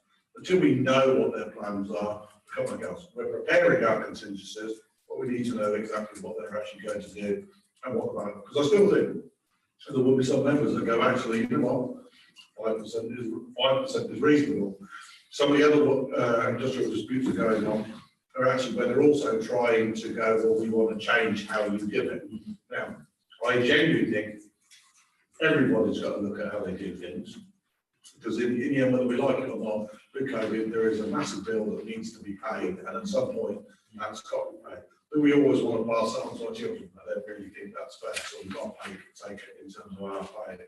So I don't envy the decisions that kind of policymakers have got to make, and we will make them in our sphere. But we need to understand it comes with it in terms of significant challenges and some serious headwinds, I think is the word I want. Mrs. Shields. Just a quick question, is really to you, Helen, Oh, yeah. and that is to do with the estate and facility. Now, you said that there was an additional unbudgeted income, partial letting of Norton Logistics Centre. Is this something of a long letting duration, or is it something short letting? At the moment, it's a short letting, but as Stephen said earlier, we are looking at our estates and all of our estates across fire and police. So whilst it is a short-term letting at the moment, that would be part of the conversations if we decided we didn't need it, for example, if. I see. Thank you. It might be because the people that are renting are from us. I'll be happy with the service. So we are continuing to look at ways that we can work together. I've often thought I should sell it to them, so that when I take over, so when they give me responsibility for all blue lights and give the ambulance, I'll get it back for free. But I am being slightly cheeky and naughty there, so I apologise. Right, so James, do we have a note? Yeah, I think everyone happy to note that report, and obviously we'll look with interest when it comes back later. And now go on to policing, and we can discuss about the policing finance. Yes, Madam Chairman. Today's report sets out at a high level an overview of the current future financial challenges facing Northamptonshire Police. Like all public bodies, Northamptonshire Police is not immune from the economic pressures that are affecting households, public bodies and businesses across the country and the county. As I mentioned in my introduction to the previous report, the budget briefing we're holding early next year will be an opportunity to learn more about how we're preparing our budget for next year and how this will impact on our medium-term financial plan. As ever, Madam Chairman, Helen and I will be happy to answer any questions you may have. Yeah, thank you. I have a question first of all. It's page 71. There's an item there about PCSO intakes. A sum of 599k to be transferred, and I can't see that in the figures, but there's also 599k on point 4, and I just wondered if that was. So I just explain how that's come about first. I was dissatisfied at the pace of recruitment for PCSOs. I fully accept it was challenging, given the desire to recruit our highest number of police officers we've ever had. So I didn't want to find myself in a position where I incentivised the force to actually carry on recruiting slowly. So for every PCSO that is not in place, I am taking the budget back and putting it into a reserve. I would then want to be spent back in those communities that haven't got PCSOs where they should be there. And Mrs. King can talk about the money, but I think it's important you understand why. And sometimes you want to know, I work for the people of Northamptonshire. They've paid a bunch of money and they expect to see some resources applied for it. Now, I'm not saying it's been easy, because actually some of the cohorts, they recruit the cohort and a bunch of them left even before they'd started, such as the full employment that we've kind of got in our county. I didn't want to inadvertently create an incentive not to recruit, so I've taken the money back as a reserve scheme. Thank you. Good question, Chair. It's not the same number. I know it's a really odd number, isn't it? But it's not the same number. In terms of where is it? If you look at Appendix A, the line for police community support officers, that line assumes there will be no under or overspending on that at all. That's because I've assumed the transfer to reserves on that line. but I think you've asked a very good question, because I'm tweaking Appendix A each time we come to the meeting, so if it would help to show that separately, I'm very happy to do that for the future. And the enabling services, can you explain that? Okay, yeah. The enabling services is made up of a number of areas. I think I've got a little section on it, bear with me. I think I've highlighted some of them in the notes here. Bear with me. So the enabling services is mainly, that's where we get all of the costs of our buildings and our transport as well as our people. So that's where a lot of the fuel pressures are coming from, Chair. So that's where we're seeing that fuel has gone up, did we say it's 33%, was that on 35%, Commissioner? And then brake discs is the other one, for example, but we're seeing those kind of pressures coming through on our transport and on our fuel costs through there. We're also seeing some of the pressures coming through on our buildings. So that's all within our enabling services area. What we're talking about there, monetary wise, is obviously it's well known around terms of cost of fuel, but actually our ability to get, for instance, brake discs, you know, there's a significant jump in cost of about there. I actually don't remember which one's 35 and which one's 33. It's 30 something, right? That wants to say guarantee that one. But and also they are getting more difficult to get. I think one of these I haven't seen politicians kind of talk about nationally.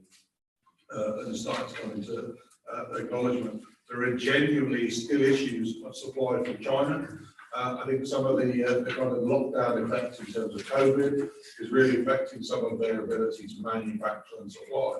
So I know when I talk to manufacturers, getting containers out of China and stuff like that is a real challenge and a delay in terms of that. Now that just means that they're pushing up costs. I mean, so we're also looking at things like our you'll know we added telematics, which allows where they are, how they're driven, when the lights are on, all that in terms of across our fleet, to make sure that we've got better utilisation. So actually, you know, should we look at our patrols more carefully in terms of fuel usage? Actually, spare parts, how well are they driving them? Look at all of those things together. But there are real pressures as a consequence of that. And actually, one of the things we want to do quite carefully is availability of vehicles. So actually, there is in terms of usage. We got a number off the roads because of spare parts. That's going to start to become an issue. But thankfully, over the last couple of years, we've been smart and sensible and we're replacing some of them, so it's not as bad. But I know the original, there was a van that was ordered for the big buses actually. You know, it was delayed by something like 6 months. It's just availability of the vehicle. So there's some real challenges in the pipeline that affecting everybody. Thank you. And a further question is on page 72. It's at the end of point 4 about the 2-year funding from the Ministry of Justice to do with the voice. Is that going to continue when voice is in-house? Yes, the funding is committed by the Ministry of Justice for 2 years, and yes, and that's coming to the Commissioner for the 2 years, and that will continue in the same way in 23-24. What isn't committed from the Ministry of Justice is what happens about funding after 23-24. So we will be pushing, and when we push through the settlement for some clarity on that one. So it's not earmarked then? It is earmarked for specific things. But for 2 years For only? 2 years only, yes. So it makes it really, really difficult about how to keep providing continuation on the services. I mean, we do welcome 2 years rather than the 1 year, but we would prefer it was baseline. I just want to look, Voice is moving from, if you like, a wholly owned standalone organisation to a division of the office. It can swing in roundabouts because there are some benefits from having group accounts, guarantees I have to make it. There are some additional costs in terms of costs. But as Chief Commissioner, I think by bringing in, we'll actually bring it closer to policing, and we can kind of tie up some of these in terms of victim support. That's not saying that there's anything wrong with what we're doing. It's just our next evolution of it. Okay, thank you. Someone, Councillor Axon. Well, I was just going to ask a question, that, you've got Wootton Hall, which is, I don't know whether you're letting some of it out, possibly or not, but then you've got your other accommodation as well. Given the fact that most of your staff are out, the police and the fire department there, you're heating up these buildings. At what point do you decide, should we be heating up buildings which we don't have people in? The short answer is no, we don't heat up buildings that don't have people in. I can assure you, Wootton Hall has got people in it. One of the things we've done, I use it as an example of one called Queen Eleanor House, which was apart from the Queen Eleanor, and we had a team in that's moved out that. So there's little things you won't see that have happened over time, where we genuinely try to, if we've got leases, I've been trying to exit those long before in terms of some of the financial challenge, just as good management.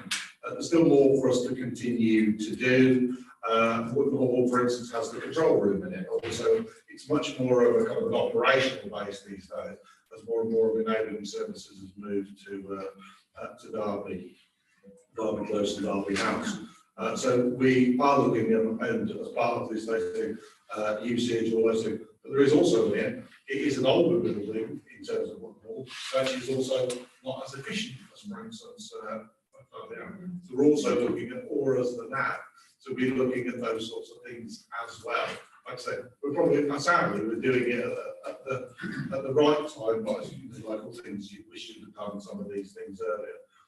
But I was given a beautiful gift around Wootton Hall, and it took us a long time to execute. We're certainly not renting any of it.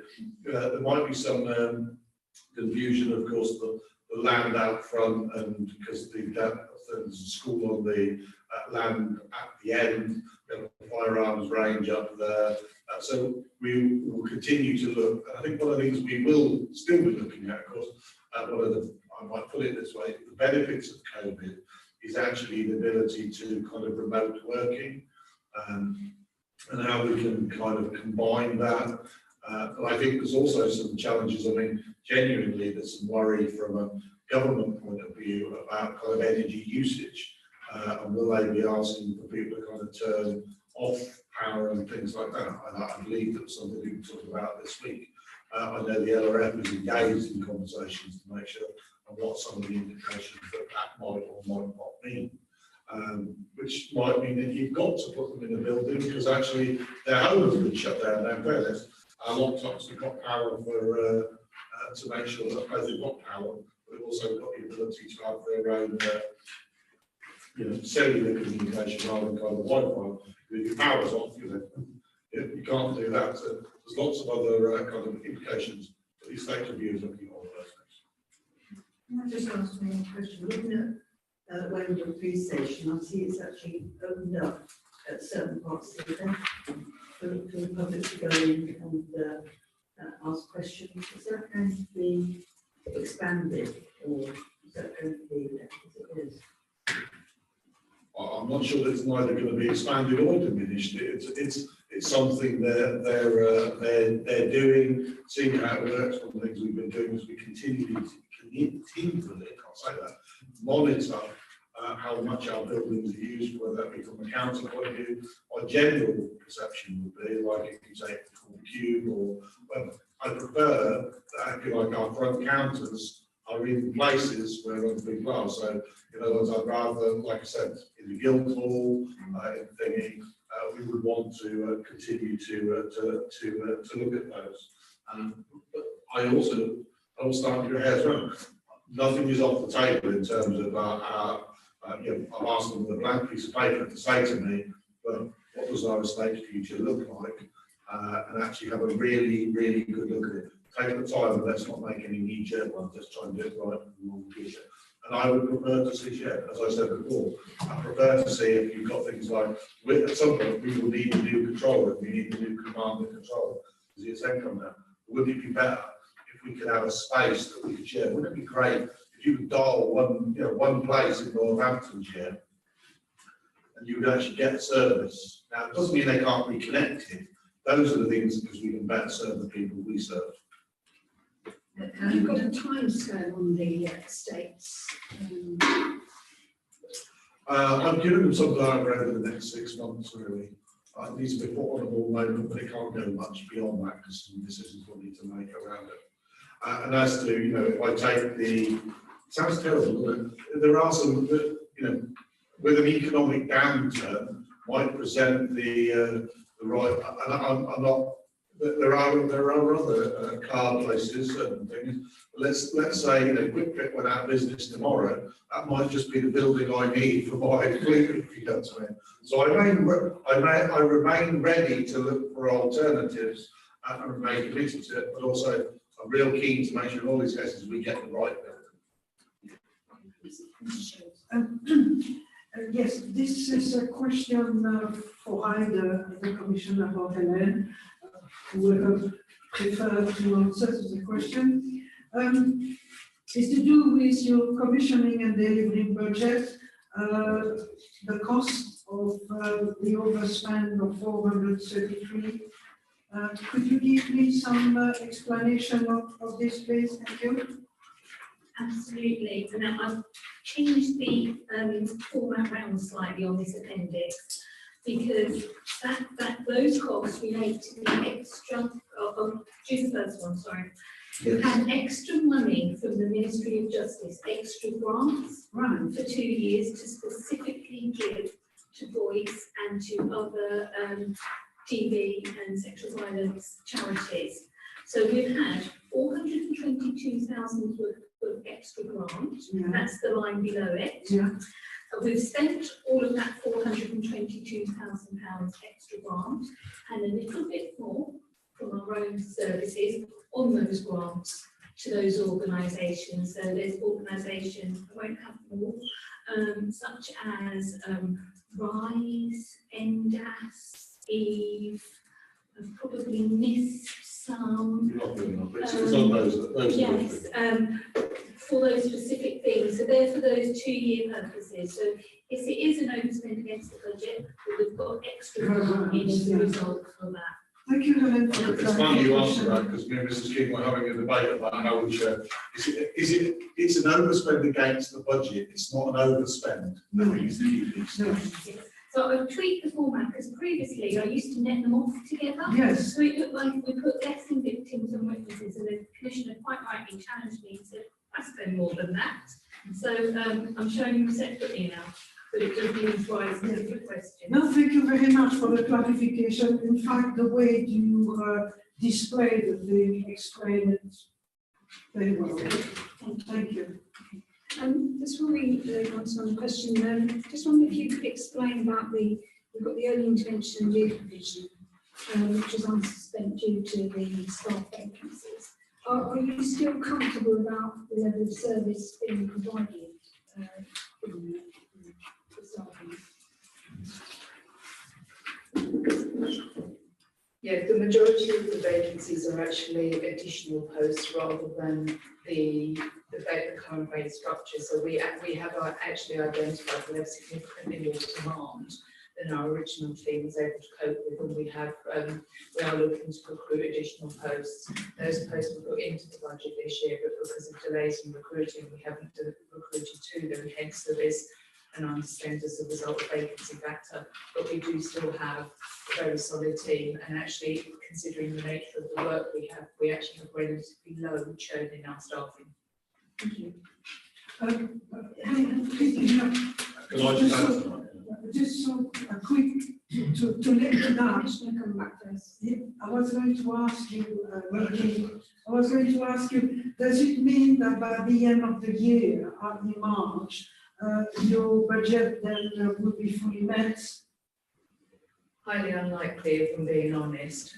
However, we have just had a round of interviews and have identified 4 new members of staff who we will be making offers to for some of those posts.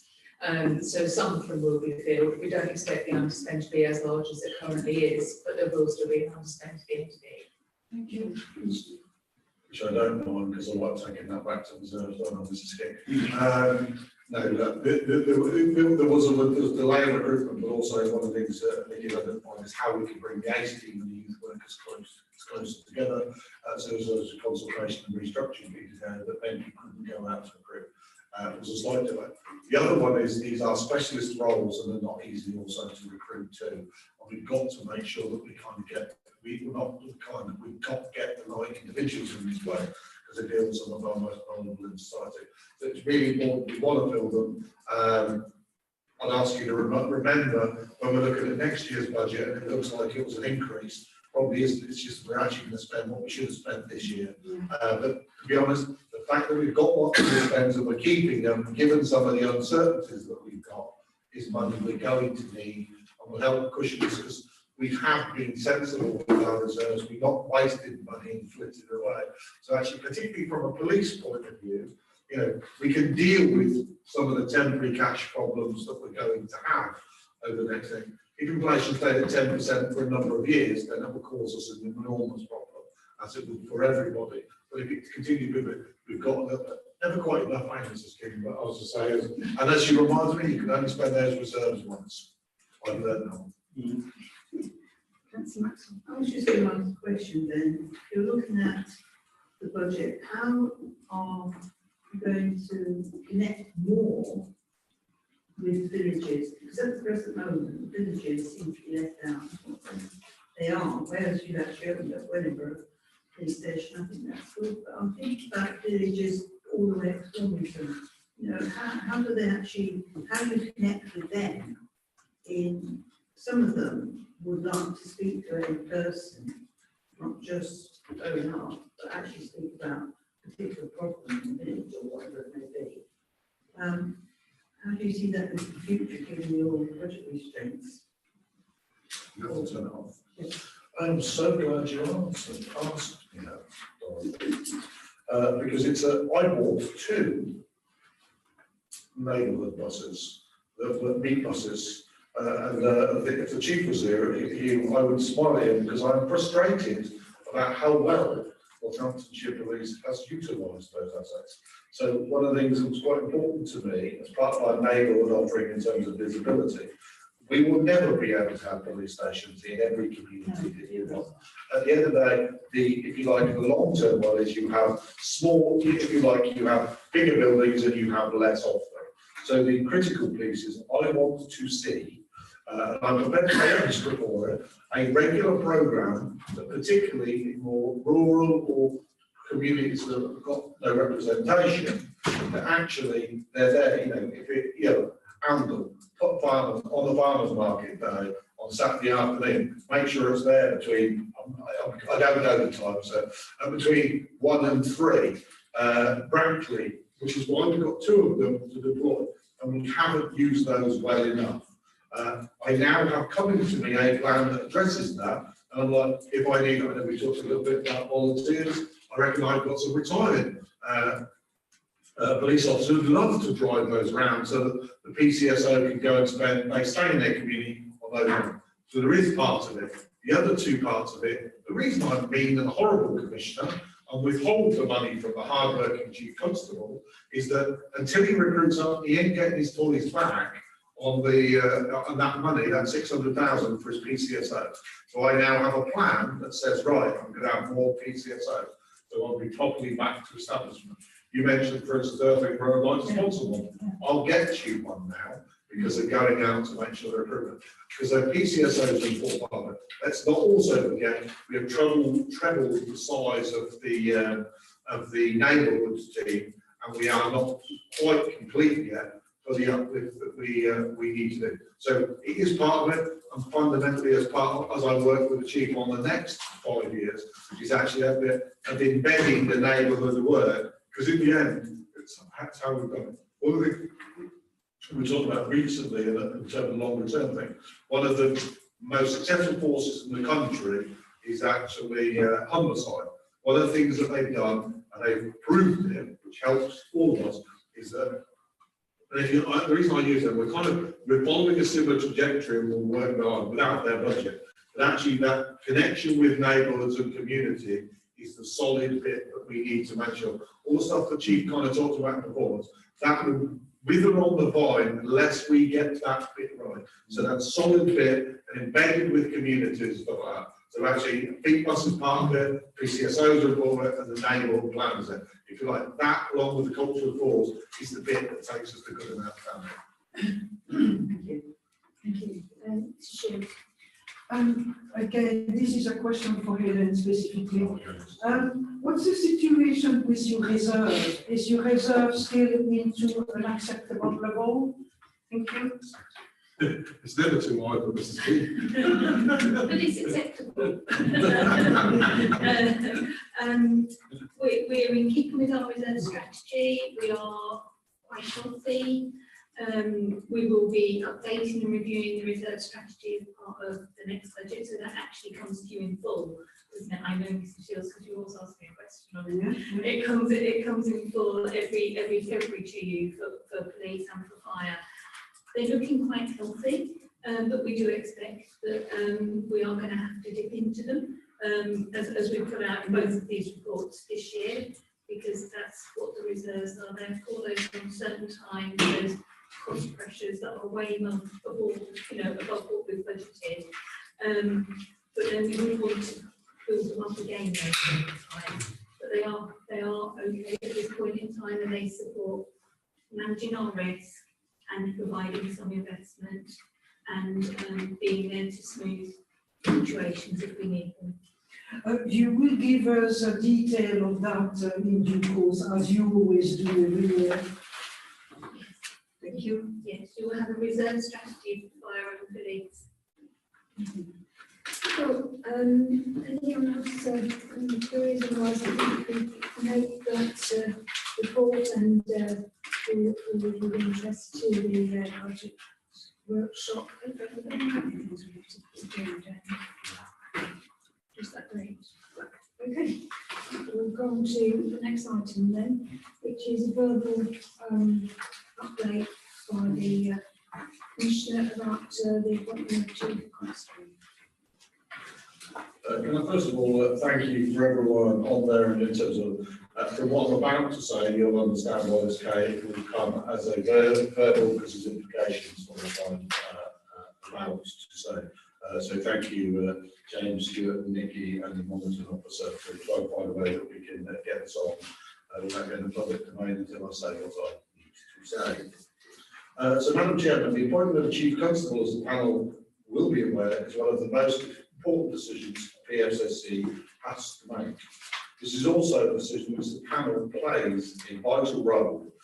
So as we ensure Northamptonshire Police has vision and leadership it needs to deliver improvements to policing whilst protecting communities across the county. In August 2018, with the support of the panel, I recruited Nick Adderley as our Chief Constable on a 5-year contract, which will come to an end in 2023. And I've been considering, as you can imagine, for some time what I should do at that point. I strongly believe Nick Adderley is the right person to lead Northamptonshire Police. Thank you for the endorsement, Mayor. Is he texting you to say that he said, yeah, I have also spoken, as you would expect, partner agencies, frontline police officers, staff. I've also had discussions with Nick about offering him a new contract next year. Nick has demonstrated the clear leadership and drive that will ensure stability and create the best conditions for the force to continue to make progress. However, it is also important to note that a policing career was generally structured around a 30-year with full-term pensions and benefits geared to the expectation that a police officer will retire after that time. The complex tax and pension rules means that we financially detrimental for Nick to simply extend his contract. So I have therefore agreed with Nick that if the panel confirms his new contract, I agree for him to retire, take a short break, less than a month, before starting his new contract to enable him to mitigate future financial losses by evading his pension. You'll be aware that the pension strain on senior officers is increasingly an issue for police, fire, and some other public services. and that I similarly enable the previous Chief Fire Officer to obey his pension in order for Darren to continue in the post. Recruitment to senior officer post is also a significant challenge at this moment, as a number of my PCC colleagues have struggled to recruit to senior roles. For instance, we just lost our Deputy Chief Constable to Derbyshire, who obeyed his pension before he started with them. So in Northamptonshire, other than Chief Constable, the Deputy and a Chief Constable, Assistant Chief Constable, are roles filled by officers on a temporary basis, and permanent recruitment to those roles has been a challenge. I firmly believe that Nick Adderley is the right person to remain at the helm of Northamptonshire Police, so that he continue to deliver the improvements of the programme already underway. The force is improving, but there is still some way to go.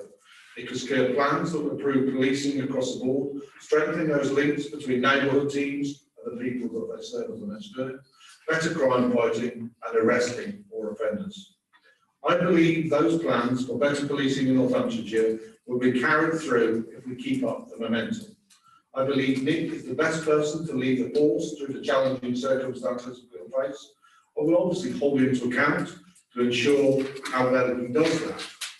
So it's therefore my intention, Madam Chairman, to propose Nick Adderley as my preferred candidate with a new contract as Chief Constable for Northamptonshire Police, and request the panel hold a confirmation hearing at the earliest convenience to consider his reappointment. In addition, it's a requirement of the police force to have an appointed Chief Constable, and so there will be a short period during which Nick will not be in post. I will be seeking an interim appointment for that period, and I will also seek a candidate from outside of Northamptonshire Police, as we do not currently have a Deputy Chief Constable, as I mentioned earlier, in post. So that we currently do have a, so please, as we do not currently have a permanent, we don't have a permanent, we've got a temporary one. That's what's it. Who I can temporarily promote to Chief Constable. It's therefore my intention to put forward a candidate to the panel for the interim role at the same time, to enable the panel to consider both candidates at the same hearing. Madam Chairman and panel members, it is vital that we work to continue in a positive and constructive manner, which is why I wanted to bring this to yourselves at the panel today, so you can I can let you know both my intentions and also seek your input on this important strategic decision. Thank you. Thank you. Do we have any questions or comments from the media? That's a good question. Thank you, Madam Chairman. As I've voiced in the past at earlier meetings today, I am fully support of the way that the Northampton Police has been run, and I have to say that quite clearly the team of Chief Constable working with the Commissioner, I'm sure is something that quite clearly with the results that we've been identifying are results that we wish to continue with. None of us are complacent at the end of the day, I'm sure that the Commissioner isn't either. But certainly from what we've seen evidentially wise, it's the right action to take, and I endorse the position of the state. Thank you. Short and sweet, I concur. Thank you. Just on a technical point of view, obviously we have a confirmation hearing. I don't want us to compromise that like at the moment. Could you just clarify, the position of today's meeting as opposed to the confirmation meeting? Yeah, really, so I would be writing to you to say there will be a confirmation hearing. When I write to you, you then, I think, is it 28 days or something? There's a number of days, sorry? 3 weeks. 3 weeks, okay. So we'll work with you on the date to make sure this happens before Christmas. The whole idea is then that is, you're right, it's a confirmation hearing. But in fairness, the key thing is that you support really that I intend to bring it forth to you. You can't say for definite you can, the thing, but I will be bringing forth 2 candidates, one of the temporary and one of the Chief Constable. The reason the busy over there is obviously this is the first time the force will be here. It's my intention to bring him. So I'm telling you right now, he is my preferred candidate. I should be writing to you to that effect, and then it's a confirmation hearing. So if you want, now put the emphasis on you to say you don't. No, I expect you when you see him to grill him accordingly. Now, in fairness, it wasn't organised that way. It was accidental that you actually did some of that already this morning. It might look like it was some gifted plan that we had there. It wasn't. It just happened to be some timing. If you want to, you've got to look to make sure you've got some technicalities to correct that. I think it's just to clarify, the purpose of bringing it to the meeting today was just to set out the intention to offer a new contract, and to be absolutely clear and transparent on the issue of pension abatement before we actually bring him forward formally as the preferred candidate to a confirmation hearing. We're not actually asking members of the panel today to pass any comment on whether or not they will or won't confirm him into that post at that hearing, as is their right to do. Thank you. There are two quick points to the Commissioner. Is it your intention to offer Nick another 5-year contract? And secondly, is the confirmation process the same as the Chief Fire Officer, that this panel can only really rule out a candidate? I would want to, Nick, but can only rule out a candidate if they deem them almost to be not a difficult person for the post. Go in the second part, yes and yes. It's in the same way. So I bring you Micah. If you like, I bring you my preferred candidate, and I hope you'll agree with me. Or you have to say no.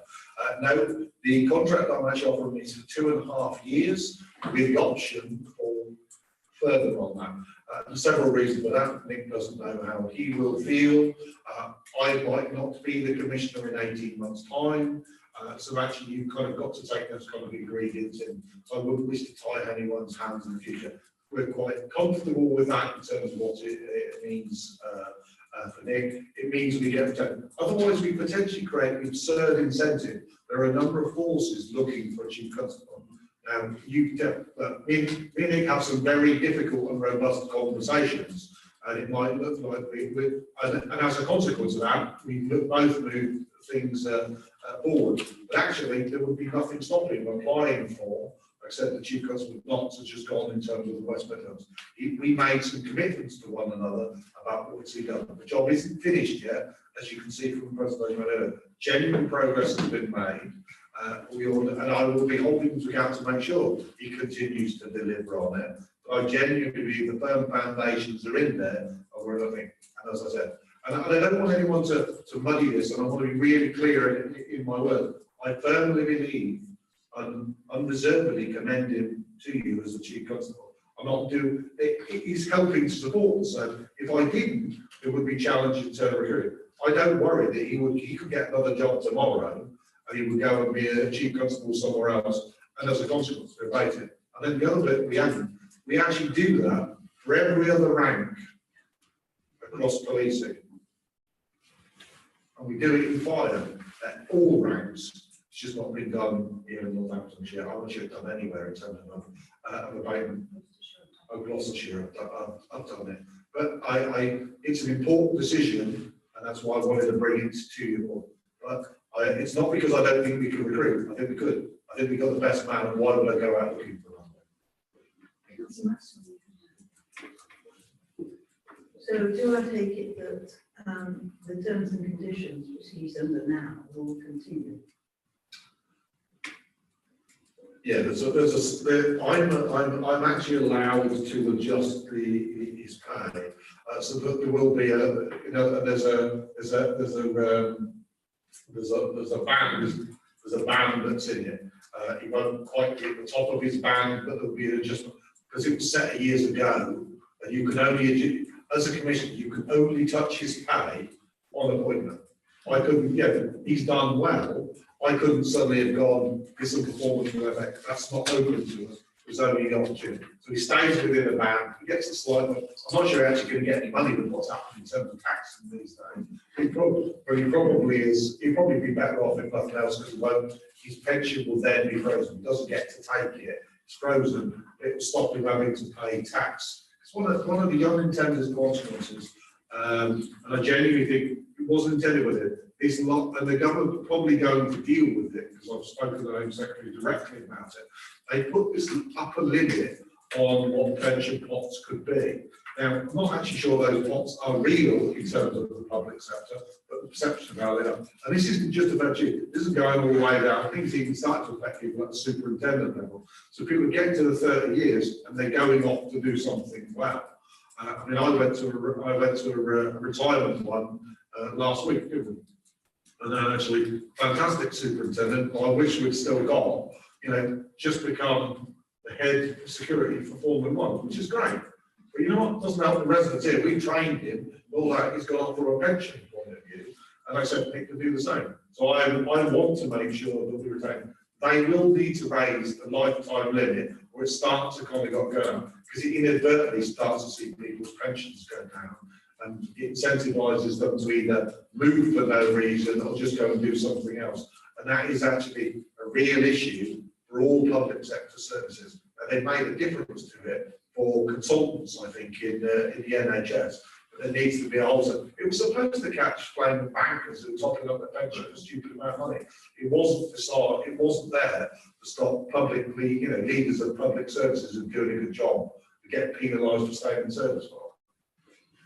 Issues. Thank you. Yes, in a recruitment generic practice, you know, you're going to have this other candidates. Are you going to provide the panel with the CV as you have done before for the previous chief constable? My other question is that in the event that the panel meet and will vote for the continuation of the post for the academy, what is the point of having the other candidate being there?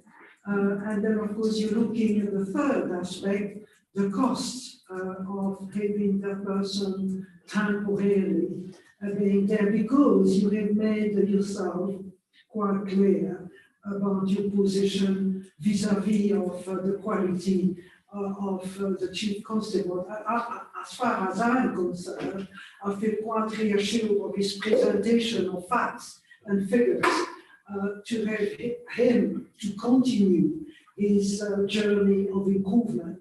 And that is the most important thing, is that we go from what we are now to a good or excellent. If we have somebody else, we don't know what their position is. If all it could be go backwards, and that is a concern I have. Thank you. There was a couple of bits in there, so forgive me if I don't. Yeah, the process will be the same for all confirmation hearings. So yes, you get CV and support papers. The bit that maybe I apologise if I explain it well. So in order for the chief constable to abate his pension, he has to take, I think broadly it's 28 days or a month off. We cannot be without a chief constable. And we've looked at rules. Are there some bits about me temping up? Potentially I could take the ACC who's permanent and temp him up on a happy route. I don't need to come and see yourselves. I want to make sure that I got the very best candidate. He's recently appointed, so I will be going out of, I have somebody in mind, but someone has to be in charge of that period if a major incident. And obviously I want them to be experienced. And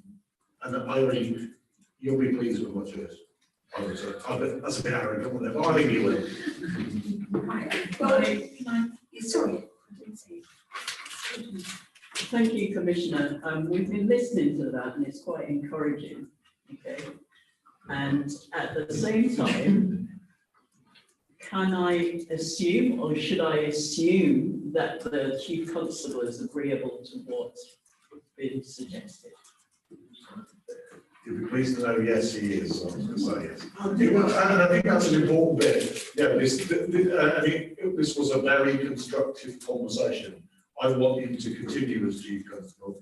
We've been having this conversation for some time, but also there is, abating someone's pension is a significant and important decision. Okay, Okay, so I wanted to make sure I could come to you just once, also taking those soundings and doing all that. Nick doesn't want to go anywhere else. He wants to finish the job in terms of what he's got in Northamptonshire. I'm not trying to compromise things. I think that's what we all want to. And so it's not been a difficult discussion, let me put it that way. Excellent. Perfect, thank you. Just in terms of the proposed abatement period that Chief Constable would undertake, we have a reassurance that that wouldn't coincide with the from the one gone for Silverstone. Well, there's a serious point in we saw a high profile protest which endangered life at last year's Grand Prix.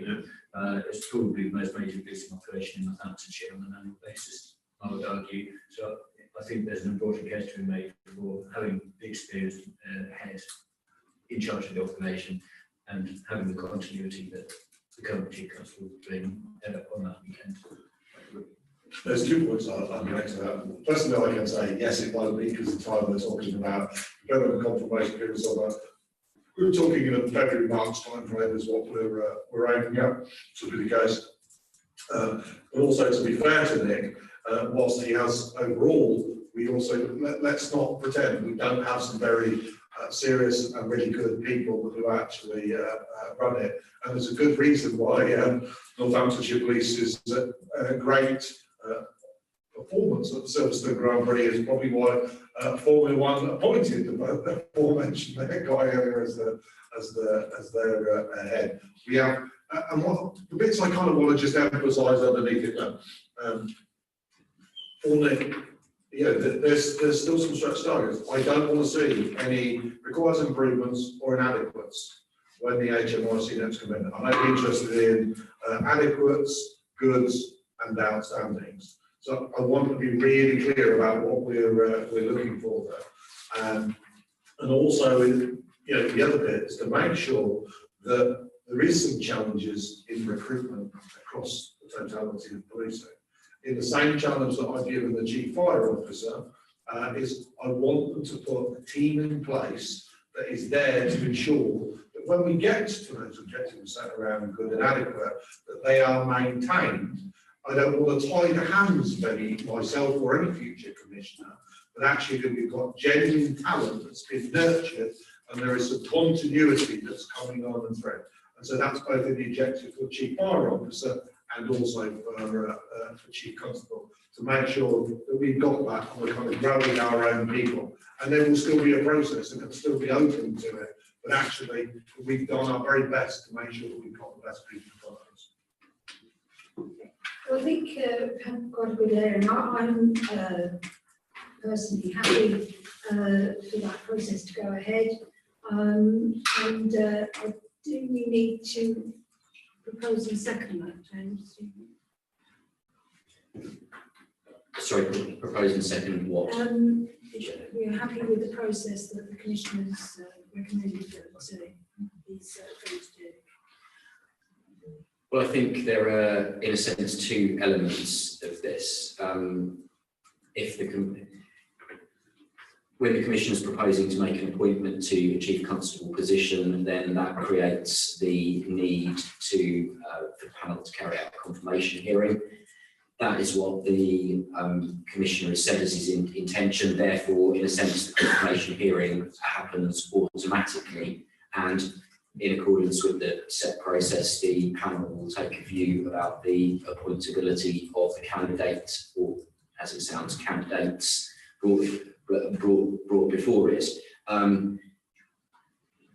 That the second element is what the Commissioner is the proposed approach that the Commissioner has outlined.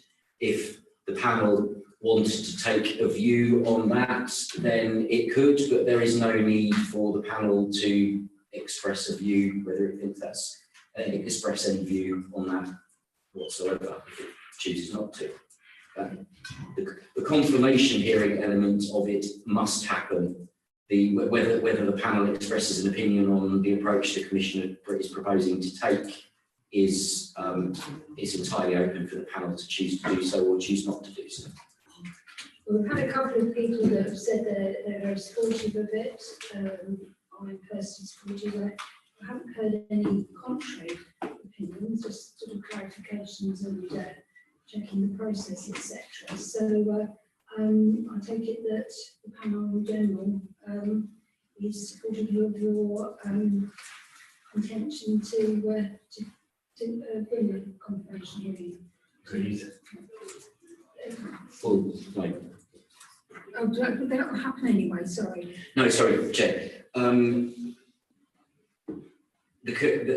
The panel would need to hold a confirmation hearing if the Commissioner announced his proposed appointment of someone else, regardless of who the candidate is. For a Chief Constable, a proposed appointment, the panel needs to hold a confirmation hearing. In this case, the Commissioner is taking a particular approach to bring forward the proposed appointment of, firstly, Nick Adley, and secondly, a candidate for an interim role. So when would that occur? The confirmation hearing, when would that be? Well, the confirmation hearing and the production of the report the report setting out the recommendations resulting from the confirmation hearing needs to take place within 3 weeks of the notification of a proposed appointment. And I think there's a distinction there. I think what the Commissioner has said, has told the panel today, is his intention to notify the panel. I don't think what you've heard today is the formal notification. By the sound of it, the formal notification will come very soon after today's meeting. So on that basis, you're looking at a meeting within 3 weeks of notification. Notification hasn't occurred today, but it will occur very soon after today, is the sense.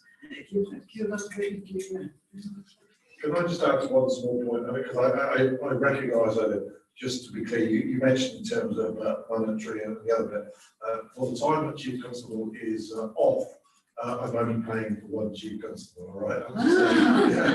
Right. But so there's not a double thing in here. I just want to reassure you, we're only paying for one Chief Constable at a time. Okay?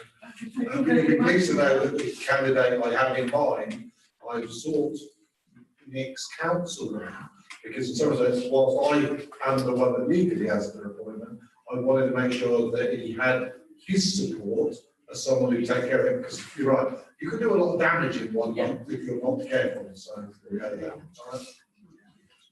So I think in general the panel is supportive and like to hear when confirmation hearing is coming. So, at the risk of labouring the chair, formally, is the panel expressing its support for the approach taken? You've said that, no one's particularly disagreed, but a bit more of an indication. Madam Chairman, if it would be helpful, I would propose that. Okay. Yeah, we have a proposal and a second on that. Okay. All right, thank you very much for that. We now go on to panel operation and development, and it's we're on to the work programme. You want to introduce this document? Thank you. So, through you, Chair. This is the standard item that comes to each panel meeting that gives the panel the latest version of its work programme to enable the panel to take stock of that, add anything, take anything out, vary anything as it sees fit to hopefully ensure that its efforts and capacity are focused most productively as possible. Just to highlight a couple of specific points. The panel's agreed at its previous meeting to set up a working group to look at the topic of early intervention. That unfortunately hasn't been able to get going yet due to challenges with availability and scheduling the meetings, but there is now a meeting scheduled on the 15th of December. And secondly, it's moved because it's already been agreed that the Commissioner's proposed a budget briefing session on the 17th of January 23, which the panel has agreed to. And the only other point the panel may or may not wish to consider is it's met in this venue today. Other recent meetings have taken place at different venues at the Guildhall. Whether the panel has any preference between them that we can work to in future. Otherwise, Chair, I'm happy to take any questions. Well, I think various sort of extra things that have been requested those times all listed there. I'm happy that nothing's been left out. We hope that the intervention will get going and we've got the first one on the 15th of December, but then there will be others obviously scheduled after that. There's a couple of other things like briefing on road safety strategy. We've got a date for that particularly. We're going to have to obviously do the confirmation hearing as well. And the other thing that I did mention earlier on was that we had said last time we would have a pre-meeting. It was a bit confusing for some that we had a meeting before and it wasn't a pre-meeting because it was something different. But I was suggesting that possibly if we're going to have pre-meetings that we maybe decide, because the papers come out the day before, maybe say the Monday before, Tuesday or Thursday meeting, maybe the Monday would be the date to have it, and I'm open to what would be the purpose of the pre-meeting? the pre-meeting is really to just go through if there's any particular points people want to bring up, so we make sure, you know, if two people are going to ask the same question, say, okay, you ask that, you know, and just sort of, if there's anything to highlight of what we want to get out of the meeting. It's a process that quite a lot of other panels have done. If we do it and then find it's not necessary, then we won't pursue it. But through you, Chair, I think it's probably helpful to add. I think with the pre-meetings, the panel will be talking about an hour or less remotely, wouldn't it? It wouldn't be talking about asking members to come from different parts of Northamptonshire physically into one venue. yeah. Is it not the case, Chair, that you stated that this practice that we used to do before, it would be after the New Year in March? Yes, well, because the next meeting is in February, Yes. and so this would be a couple of days. Sorry, Chair, as of the last item, no, it isn't. But I mean, we're talking about the next full panel meeting, yes? Oh, well, the benefit could apply to any panel meeting, whether that was a scheduled one or one added as to meet a particular need, as with the confirmation hearing. I think certainly it would be helpful to get an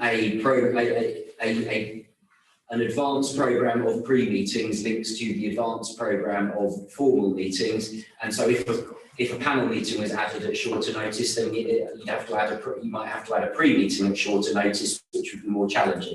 But it's really in the gift of the panel. If the panel only thinks pre-meetings are necessary before some meetings, then that's absolutely down to you. Yeah,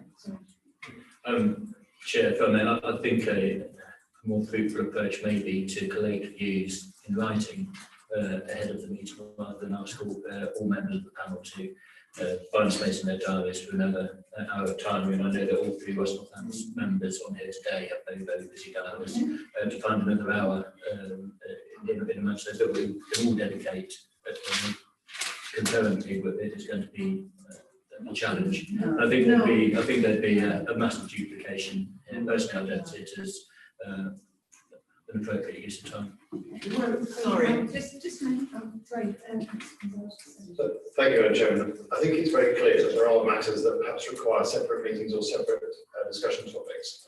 If it's just about the main meeting itself, then it would be very helpful to have those papers earlier, and we can get clarity on some of those points possibly. But I think we should be very aware, cognizant that clearly the discussion needs to be taking place in one meeting. So I think that would be helpful for all of us to have that balanced approach. I'm sure the members obviously who are not here present at today's meeting who would have their views as well about having private meetings and main meeting. But if there are specific topics that clearly need to be held in, as we had this morning, a separate pre-briefing, I think that's absolutely fine. I think that's a scenario which is clearly very useful for all of us, because the time of the meeting does tend to be quite full anyway. I would just reiterate, it would be very important to have those papers produced earlier. It's not James, I have to appreciate that, it is the Commissioner's office, but it really would be useful to have those papers more than a couple of days ahead of the meeting. I mean, I'm only going by because obviously the panel agreed this beforehand about the pre-meetings, but I felt in this particular meeting, I felt we had so many other pre-meetings and, you know, specific meetings that I just thought there were just too many to fit in the diary, which is why I didn't call one for today. Yes, I was going to say, I find it very helpful to have either, as suggested by James Hanlon, to have a pre-meeting either face-to-face or in Zoom. But also I consider your point. If you want to write it down, your issues that you may have, then you can forward it to the chair. And as we have in Zoom or in face-to-face, we can discuss. Because the whole point that the chair have encouraged before is please send your question and the issue you have, because there may be 2 or 3 people who have the same idea and the same question than you, and so she can channel and present the issue that you have, and we discuss it. Because the point of a pre-meeting is to see if there is any issue that everybody shares, and then we have the meeting in question. We did have pre-meetings once before, but we had them just before this meeting, and some people didn't turn up, you know, so the diary or they were available. But also, it meant that the public was starting to come in, and it was very difficult. That's why we said if we were going to have pre-meetings, they ought to be done perhaps a couple of days before, and maybe Zoom would be easier. But you know, I'm happy whatever we decide. I think I agree with Councillor Gonzalez in terms of the meeting minutes getting to us maybe a bit earlier if we can. I know it's not the Democratic Services kind of problem why the postal strike or why we're not getting the papers any earlier. So I just want to acknowledge that. But yeah, I find it difficult when I travel around a lot if I haven't got my hard copy, for example, with me. Okay, it's amazing how much you rely on hard copies. Oh yeah, they do. And in order to feature a pre-meeting, we would then all need to be up to speed at the same time. Yeah. So it was certainly, I think it's agreed that if there was any possibility of having them earlier, then we will agree with that. Councillor Carr. Madam Chair, I'm not doing fun or anything. Sorry to say, it's not a meeting on top of a meeting on top of a meeting. It's just pointless. I think the key thing is to have, if we're able to have those have work early, we've got a clerk, we've got a chairman, we can email the Police and Crime Commission if we've got a question we want to ask them. And sometimes that is the polite thing to do, because sometimes an officer cannot answer a question if you throw it at them. They have to really think about it. So if it's a detailed question, send it in advance because they've got time to prepare an answer. You can ask supplementary questions. I just think it's silly to be perfectly honest. I think we should just take it to a vote and move on, whether we have it or not. Councillor Gonzalez, Selfish and I have a pre-meeting with the Commissioner. Yeah, we always have that. If somebody had an issue that wasn't necessarily related to the papers, but was an issue they wanted to bring up, email either both of us, and to bring that up. So that's one thing. There's other things that come up as a result of reading the papers.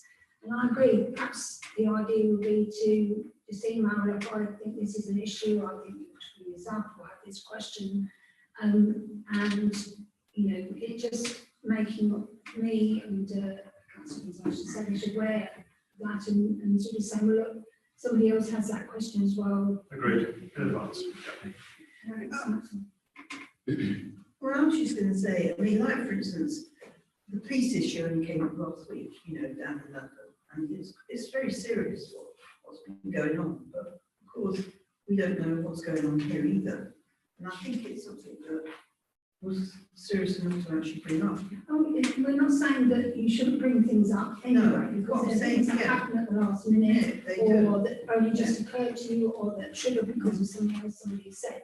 So this isn't saying you can't ask No, questions I at the realise meeting. That's fine. I mean, I think it sounds as though we will perhaps leave the pre-meetings and, just carry on, because we have got the intervention, Next week, group, next. and we have the budget workshop coming up. I think it's also useful to have the chief constable briefing perhaps once a year. And chief fire officer. We were going to have the chief fire officer, but that didn't happen, so I think if we could arrange that as well, it'd be useful. Certainly, of course, there were the practical issue there was that the new chief fire officer took post in October, I think. So you can't do a session before that, and you need to leave it a reasonable amount of time after he's come into the role to meet with him. So I Certainly, think that would be quite useful, that would be outside the meetings. And I don't think we actually discussed this at the last meeting because of the Queen Correct. sadly It was that. dying, and he just had to stop and go. So we have really finished it. Okay. Councillor, Yeah, chief constable briefings, I would actually like to have more than one a year, so two, I think a year is too long. Things move much more quickly. I think we would probably all like that. We've just been asking, managed to get a year. Well, no, we should push, I think If we we should could push get it more to. often, I think we will. What happens? It's new contract. Well, actually, good point. I don't know if I'm mistaken, but isn't this our second briefing from the chief constable this year? We had one in May. Yes, there was So that was a little thing over at Chester House. a session at Derby House Derby with House. the chief constable and the chief fire officer. Yeah, we did. Yeah, so I mean, yeah. Probably more than one. I mean, perhaps Was he very 6 happy? months. This is my first time as a chief constable because I couldn't go to Derby House. I think, some people couldn't turn up at that one, not everyone was there, but I think, that's probably an issue. Right, so are there any other issues? So I think we've covered that. Sorry, Madam Chairman, just saying, it was required in terms of the changes we've had, obviously throughout the year, different things that we know, policing wise and also fire in terms of the numbers of additional licenses come through sometimes. Clarity on the police and on fire in separate areas would be definitely helpful, I'm sure, for all of us. Yeah. So if we request at perhaps the confirmation hearing, if you like, in advance through yourself, Madam Chairman, that there are more regular briefings with the chief constable. I am absolutely positively sure because we had a fantastic briefing earlier on. I'm very sorry that I wasn't able to be here for the entire meeting due to a clash of diaries this morning. But it really would be helpful. I'm absolutely sure that if we have the same sort of briefing from both police and fire, well advanced, diarised, then absolutely we can really learn from it. Well, we did have one set to be in last year, and it was cancelled at the last minute. So we finally managed to get this one, so it was a big achievement. But I think if we ask for more regular, I think that'd be reasonable. So I think they sorted out pre-meetings. Is there any other issues that anyone wants to put on the agenda that aren't sort of listed there, or? Can I just say, I think equally, I think the chief constable and the fire chief would welcome feedback from us because we are the public and we represent the public in many ways. Lots of hundreds of people who actually rely on us feedback on exactly what we're doing here, not just come here and walk away. You have to feed back to them and go to their meetings, what's been going on here. So I think they would then find it useful. We actually spoke to the person who makes the decisions. Obviously, the commission also has meetings in between as well, that are for parishes and some people probably have to go to those. So that's will be ongoing localised sort of issues that people bring up. But for this strategic one, I think we've probably got it just about right. So So, is everyone happy with that? Yeah. Would you formally confirm by email, James, about, I'm not too sure that you did confirm the 15th of December, the day for early intervention, and then the 17th of January for the workshop for the research. I think I may have come through diaries. Yes, there should be an email Yeah. from me for You did? briefing. Yeah, with a calendar invite. Oh, right, yes. Yes. Oh, in that case, I've already answered, yes. Yeah, one of the problems we have, and we have, I don't know if you have in your systems, but if you agree to, if you get a calendar invite through and you accept it, Yes. it disappears. It just goes into your calendar. I tend to then that way not accept because otherwise I lose the Yeah, track. yeah. But, you know, that is, you know, technicality. Well, from the moment that Diane or Jane sent me this information, before I pressed the yes button, I brought it into my mobile, so that I know that That's, I think, includes it meetings. is on it. But yes, you're right. Yeah. From the moment you press it, Thank you very much, Ruby. There's no urgent business on pushing James, and we don't need to speak. So that's the meeting open. Thank you very much. Thank you, Jane. Yeah.